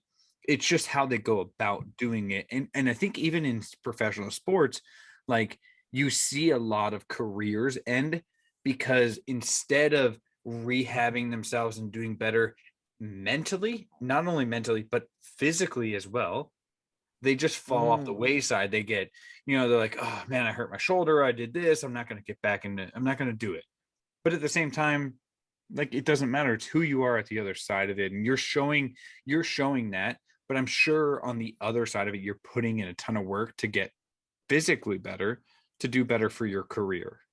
It is. And I have, like how JP was saying, like, I have kind of like a hard trouble with being like, hey, my knee is hurt. Like, I can't skate. Like, here's what else I'm doing. Like, I'd rather than me saying my knee is hurt, like, yo, here's my garden right now, because this is what I'm doing because my knee's hurt. And I don't know. It's just, I don't know. I'm still warming up to YouTube. And then once I don't know, like, I feel like I kind of got it down. I'm like 80% down. Make excuses for shit, do you? Sorry to cut you off, but you don't make excuses for anything, do you? No, I try to not to. I think excuses. Yeah, you don't make it. That comes back to landscaping in Arizona in the summers with your dad, right? It comes back to like landscaping in Arizona with your summers, having those great times and saying, learning how what work ethic is. Because you could take the easy way out and say, I have X amount of whatever. I have clout in certain periods. I could make money doing anything, but you don't want to just ride the coattails of what it is. You want to create organic growth. And it's funny, create organic growth. And I'm like, hey, I'm working with my dad today. And what's funny about the organic growth that you're saying is like I go and I work with my dad for a day. And like, if I wanted to, I could be like, hey, we're laying brick for the day. We're going to be fucking laying the whole pavement for the ground today, whatever the fuck. And I could film that. But then you know what the thing is that I have to go home. and I have to edit that. And then I have to make a thumbnail for that. And then I have to fucking make the fucking caption for that. Yeah. And then it's like, before I know it, my 8-hour day turns into a fucking 14-hour day. And it's just like, I don't know. It's a lot to handle, but at the same time, I understand it. And I mean, if you want this to work, like I believe I'm a super firm believer in hard work. Like when people will be like, hey, I worked this hard and I didn't get what I wanted. And you're like, well, did you actually work that hard? Well, no, I only work 2 days a week. It's like, motherfucker, you gotta work 7 days a week, 24/7. Like, fucking, if you want this shit to fucking work, make it fucking work. You know what I mean? You listen to all those podcasts or things like that of like all these super successful people, and they're like, Alex Honnold and Travis Pastrana. Yeah, they're just like, oh, I just fell into it. No, Alex Honnold. So you didn't listen to this newest one. He's like, I was the first generation of people to go to a climbing gym. No, you didn't fall into becoming this. Maybe you fell into a generational gap, but you were the first guy who went to the gym 7 days a week, and we're working on rock climbing from 13 years old to 19 years old, 7 days a week. No one did that. 7 days a week. That's the fucking thing. Is that these motherfuckers, these kids, I get so many fucking questions like, hey, especially on the YouTube and on the Twitch, in the comments, like, hey, how do I get sponsored? Hey, how do I kickflip? Hey, how do I? Aaron's first video of him sliding into the grass off some rails in his backyard. That's how it has to happen that way. Like, you have to practice. And I think that with the new age, the generation, like, we are this group right here, these three people right here, we are like in the generation like below us has no idea. Like when they're like, how do I kickflip? They typed in on YouTube, how do I kickflip? Yeah. Same with me. Like I have some fucking my battery went out in my car. Like, how do I fix my fucking battery? Like, and Honda Civic Hybrid 2007, how to fix battery. Yeah. When you learned your first kickflip, did you have YouTube to go to? Fuck no, I had no fucking YouTube to go to be like, how do you fucking kickflip? And the only digital materials you had were like, let me watch Sorry by Flip and watch a guy kickflip down a 10 stair. That's exactly how I'm gonna. I fucking guarantee you, anybody that's 15 years younger than us has Googled that. Has Googled how to ollie, how to skateboard. Like these little fuckers, like have this fucking whole platform for them, and it's like we didn't know this shit. These little fuckers know this shit. But at the same time, they're gonna be speaking a totally different language and code, and it's a different realm of the world. I see the ease of one thing, but there's also like you talked about this earlier. We never had to deal with social media and bullying in the extent that they do and things like that. It's a different world. If I knew that social media mattered this much when I was a pro skater, I would have been so good at social media. Very different. Just like who's somebody like Eric Costin. Like Eric Costin doesn't even have to skate anymore, and he's already got 1 million followers. Yeah, doesn't even have to. Well, I mean, but he's Eric's and. But he's so good at Instagram. He's so good at. He's so wait, Bucky Lassick. Yeah. Look at his YouTube channel. He's got cars. He's doing rally cars. Like I love following. Like he's so. Cars. He's out skating shit, and he's like, I'm gonna stretch. He's like, I'm gonna stretch before I hit the ramps, and I'm like, all right, I guess I'll watch this. This is the guy who stretches before he goes skating. And he's ripping rally cars. I'm like, this guy's got a content machine coming out. Exactly. Real quick, I was gonna say, like, so some of those younger kids, like, it's funny because like we kind of, we always do, our generation, we do kind of trash them, like, hey, you guys had the fucking easy way, you know what I mean? But at the same time, like a lot of them probably saw your videos, or maybe a lot of them saw your, a lot of what you did and kind of like. Do you think though? Do you like really think? Like, I really don't know. Like, I've never had somebody that's like really good at skating and be like, "Hey, Aaron Homoki is my inspiration." Yeah, I don't know. You don't think a couple of kids are sitting around saying like, hey, what's the biggest stair ever, or like biggest drop ever? I don't know. I really don't know. I hope so, JP. I hope so, JP. I hope so, Mike. I hope so that I they're think doing we're in that. the, But I have no idea. We're in the infancy of that, because you got to think about it this way. Like, what was it? Tony Hawk Pro Skater came out in 2003. You didn't get sponsored by them for 7 years. So you start your YouTube and you start your true career on the internet and video parts in 2007. Let's call it 2007 when you're 17. Yeah, 17, 18. Yeah. So that's really only like, that's when I realized it's only like 5 years now. So it took you in an era, maybe the time sped up, but you're still in the infancy of period where people can still say, right now, I would imagine, is when that next generation is like, hey, I ollied off this roof at a school because like I saw Jaws ollie the Lyon 25, and I saw him doing these crazy gaps and whatever. I hope or he did a crash compilation. It's coming. It's coming. I hope so. I hope so much. I hope that one day somebody does a fucking 26 stair, 27 stair, 30 stair, whatever the fuck they're gonna do. I hope so. I hope so one day. And I just hope one day that like they'll be like, hey, yeah, Jaws did that. Jaws did 25 stair. You know what I mean? Like that's what I really the industry for. growth. Like everyone wants the industry. Even Michael, if you would talk to Michael Phelps, he wants his records to be broken because it proves the sport is moving forward. Progression. Exactly. And that's what I want. That's exactly what I want. I want somebody because I found my limit. I'm pretty much done after 15 feet. Like if somebody can jump 16, 17 feet, let's go. Yeah. And do you come from a long lineage of heavily cartilage based families?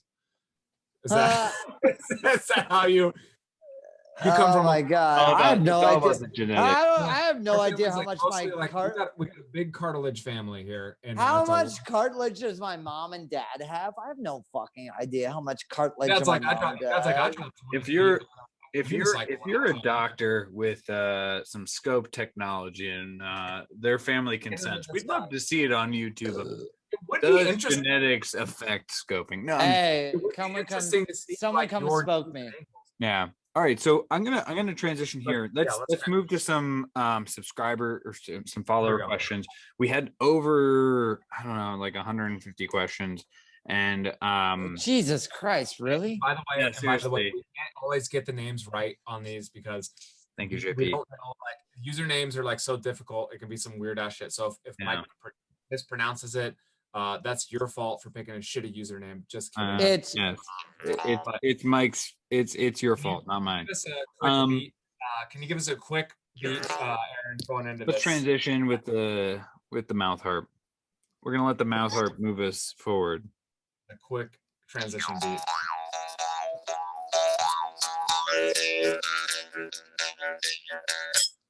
Now we're going to what we're going to call from Tubeular podcast. There you go. All right. Okay, so holy shit! I kind of hit the wall right now. Let's go. We're good. We're gonna ask 4 questions. Very, very, very, very good questions. So the questions that we get from our subscribers, if you or your followers, if you listen to the podcast, you will 100% hear a lot of your questions answered. And like JP said, if I don't say your name, I'm sorry. So Tyler Killingtree, he asked Tyler. What's one thing in your life you want to accomplish outside of skateboarding? Damn, I really want to max out Tetris. Oh. So for the viewers out there. Can you tell us the difficulty level for people who aren't familiar with Tetris? Okay, so there's So there's your score and your top. Yeah. You have a 6-digit counter. So you want to get 99999. You want to get 9999999. And that is a huge accomplishment in the Tetris. Yeah. In the Tetris world. There's like about, I mean, I don't even know, maybe like less, maybe like 120 people maybe that have done that in the whole entire world. And so that's my goal. I've hit 609. It's 609. So we're about close. Side question. Aside from that, just from a guy who's not Tetris world, again, Dr. Mario guy growing up, so not Tetris guy. right. Where do you rank yourself 1 through 10 as a Tetris player? And go ahead and use the Dave Portnoy pizza scale. You know, make sure to throw a decimal on.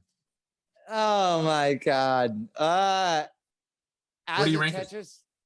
Yeah, as a Tetris player, as I rank myself, so I'm in a Tetris league as well. Okay. So yeah, so I play monthly in this Tetris league. But what do you think? Just give yourself a rating. 8-1, 7-1. Where do you 9-1? 6-5. 6-5, really? Okay. Yeah. And above average, a little bit above average, but not better than like an amateur or professional Tetris player. That is better Tetris skater? So I'm like Flow. On skateboard. You're on Flow. Huh? Better Tetris player or big drop on skateboards? Oh, skateboards for sure. Okay. Yeah, I'm like Flow for Tetris. Yeah. Like if there was like a Tetris like program that like was like a Flow amateur professional, like I'm like Flow, and I'm pretty confident that I'm like the 3 Tetris matches I played, I've won 2 out of 3. So okay. Good. I was just curious. That was my side question. We'll so go to the next. A lot of I'm gonna say every one of your names will be on the screen right now, and so a lot of people asked, what is your favorite trick? Boom, boom, boom, boom, boom, all over. Yeah, Aaron Jaws Homoki everywhere. Anybody that's starting a social media thing, just make your shit the same everywhere. It's so much better that way. Omni-channel. Like, yeah. So I did Aaron Jaws. I mean, I used to go by Acid Mouth because that's like when I would play the mouth harp, like Acid Mouth. Like I thought it sounded like acid, and it was coming from my mouth. And then I was like, oh, let me like. So I changed my YouTube, my Instagram, my Twitch, my fucking everything. Everything is Aaron Jaws Homoki. What so the other question is, like, a lot of people ask about, what is your, like, the favorite trick on a skateboard that you do? That I do? Yeah, like if you were to go do something, what's the favorite thing that you would do? I would do an indie air. Like I know this is not a trick, so don't kill me, Rhino. Rhino fucking killed me when I said this, but a backside indie grab, that's not a trick, by the way. That's not a trick. It's just indie air. Indie air on a vert ramp is one of my favorite tricks. And then a backside nose blend is really good. And then a kickflip back lip. I really like kickflip back lips. Yeah. I like that trick as well. I just love the flow of kickflip backflip. Did you guys know that though, that there's no such thing as a backside indie air? I think that's a debate. I think no, Rhino. If Rhino says it, it's real. If Rhino says it, it's real. That is. Rhino will fight you, dude. Rhino will punch you in the fucking neck. It's funny because, like, coming from a guy who did a lot of snowboarding growing up, you know, I wasn't a fantastic snowboarder or anything, but I like competed and stuff like that. But like now that snowboarding and skiing or like extreme sports have taken such far lengths, even wakeboarding, for instance, like I take like some of my most favorite clips and the things that I share with my friends are like big backside 180s, big, huge, floaty, steezy moves. Like a lot of style introduced rather than like huck and like try to get like a double cork or something like that. And so we're in like, it's strange Right, for me. yeah. Progression where like a lot of people doing really technical stuff and it's like great for the progression of sport, but like the stuff that gets shared between me and my friends group is like real steezy kind of old school, like guys who can shred and they've proved themselves with the big stuff, but they're also like, yeah, I've kind of got this style of flow to it, you know? So I kind of see what you're saying about some of those tricks that are like your favorite to throw. For sure. Yeah, definitely. And my yeah, go ahead. I mean, yeah, definitely like melon grabs and kickflip melons at melon 360s. Melon grabs are my favorite. Yeah, I think there's super steezy, just like JP was saying, is like, I mean, just a month ago you posted a 21 stair melon grab, which is ridiculous. But it was like that. It's just such a steezy, beautiful trick to watch down stair set. And so the final question I have comes from Swordfish 666. What's the biggest Swordfish? Yeah, Swordfish. They clearly watched the movie. Big shout out. Yeah, big shout out to that Swordfish. What's your biggest accomplishment in skateboarding? Well, before that, do you guys ever watch that movie Big Fish? Big Fish, yes, and I've also watched Swordfish. I think Swordfish has Angelina Jolie. Just I've never remind me- seen Oh. Swordfish, but I watched Big Swordfish. Fish and it made me cry. Big Fish I is a loved great it. movie. When he goes into Yeah. when he goes in that pasture and he meets that like beautiful like he like walks through those nasty woods and it's like that Yeah. but no one Yeah. wears shoes. No one wears shoes. They all throw their shoes. They like up on the throw their wire, shoes yeah. up on the wire. Yeah, man. A great movie. Yeah. Oh my god. Oh my god. Haven't seen the flick, guys. Spoiler alert. What? Oh, that's a super Swordfish is what, John Travolta maybe, and like I know Swordfish it's is John Travolta. It definitely has Angelina Jolie in it. but I Yeah. think that's wrong. And Jolie might be right.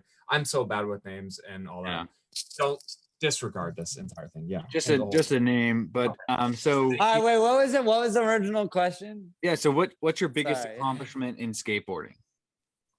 Oh, biggest accomplishment. Honestly, probably doing the loop.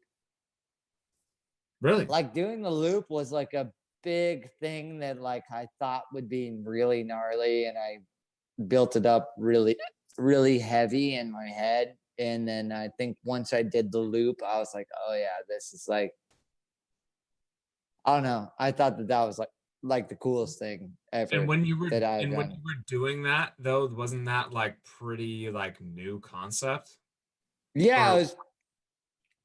Well, like I mean, all the OGs have done it before me, and then they're like, "Yo, follow the white line and don't pump."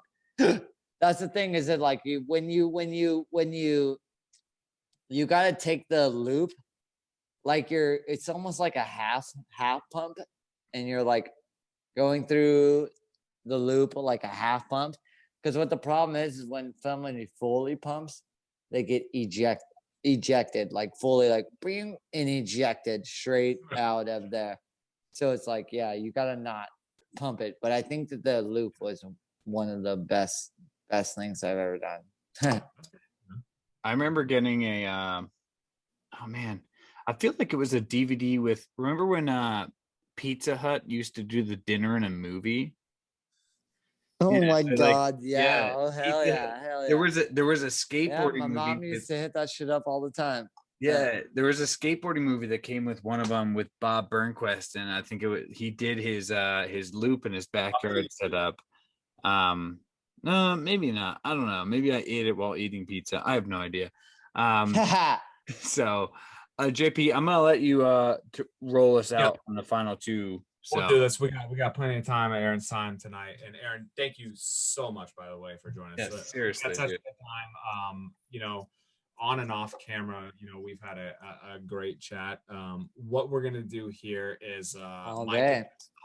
we're gonna crack a beverage, a little bevy here, a little beverage. When we crack this beverage, as soon as you hear the crack, you're gonna start telling us, hey, where can I follow? You know, where can we follow you? Can we, you know, tell us Wait, can about- I crack? crack one with you guys? no, as well? 'cause You can after we can all do an after, but right now it's the opportunity for you to tell us where your YouTube channel is going, the future, and how to grasp around what is going to happen in the future of Jaw, We're cracking Aaron, open. James, We're Homoki gonna YouTube channel. bingo. All We're gonna right, crack all these right. open. Once we crack these open, we're gonna start to chug. While we're chugging, chugging these beverages that we have, you're gonna tell us your YouTube channel, whatever your social medias you got, and then what we can expect and what's coming up. And by the time we're done chugging, we'll all come back together. So cheers to you, sir. Thank you so much for your time. We're gonna take a quick snap, Mike. 3, 2, 1. Let's go ahead and pop. And then Aaron, tell us what you got going on. Tell us where we can follow you and what you got ahead of YouTube. Let's go, baby. All right, everybody. My name is Aaron Jaws Homoki, and I have a Instagram, a YouTube, a TikTok, Twitch, and a Discord. You guys can all follow me on Aaron Jaws Homoki all across the board. Come hang out. I'm doing fucking live mouth harp shit. I'm playing Tetris, and I'm teaching you about skateboarding. So come hang out on Aaron Jaws Homoki, all platforms. Let's fucking go! As my boys just sat down, I'm gonna chug for them. Hey, Well done. here we go. And Well done, we sir. can't thank you enough for this time. I mean, this has been a dream come true for me. I can't speak for JP, but I mean, Well, it's true for me as well, man. I appreciate everything. this has been the I messaged oh man. Oh my god. And I said that was he always asks for the claim, but I really think that the claim is this is the best podcast that we'll do in 2021. So thank you so much for your time, man. I can't thank you enough. It's been amazing. Both you guys rule, and Totally Tubular podcast fucking rules. And I think you guys have good things going. And I really enjoyed just like hanging out with you guys instead of you guys bombarding me. Wait, how do you say that word? Bombarding me with questions of like weird shit. Like this was more of just like a hangout, and I truly enjoy doing things like this. Like I literally just got off. So another thing, I'm going off subject again, but another thing I'm doing. Again, it's your time. Another thing we're doing, we're creating a show called Forging with Jaws. It's me and my friend Trevor. Trevor I met on King of the Road, who filmed Vice. This is actually the first time that this is being said. Go, baby. Ever. Getting dropped. By the way, yeah, I was gonna say I'm getting drunk right now. So it's like, promo, but that's fine. yeah. So by the way, like all you guys that watch this, just to let you know, I'm doing another show. Like we've already pitched this show to other companies and everything like that, and they wanted some budget and everything like that. And we're like, no. And I told my producer, I was like, no, fuck that. Let's do it how I do my YouTube. Like, let's keep it raw, keep it authentic.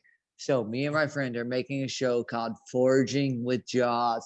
So I go literally tomorrow, I'm going to be in a beekeeper suit.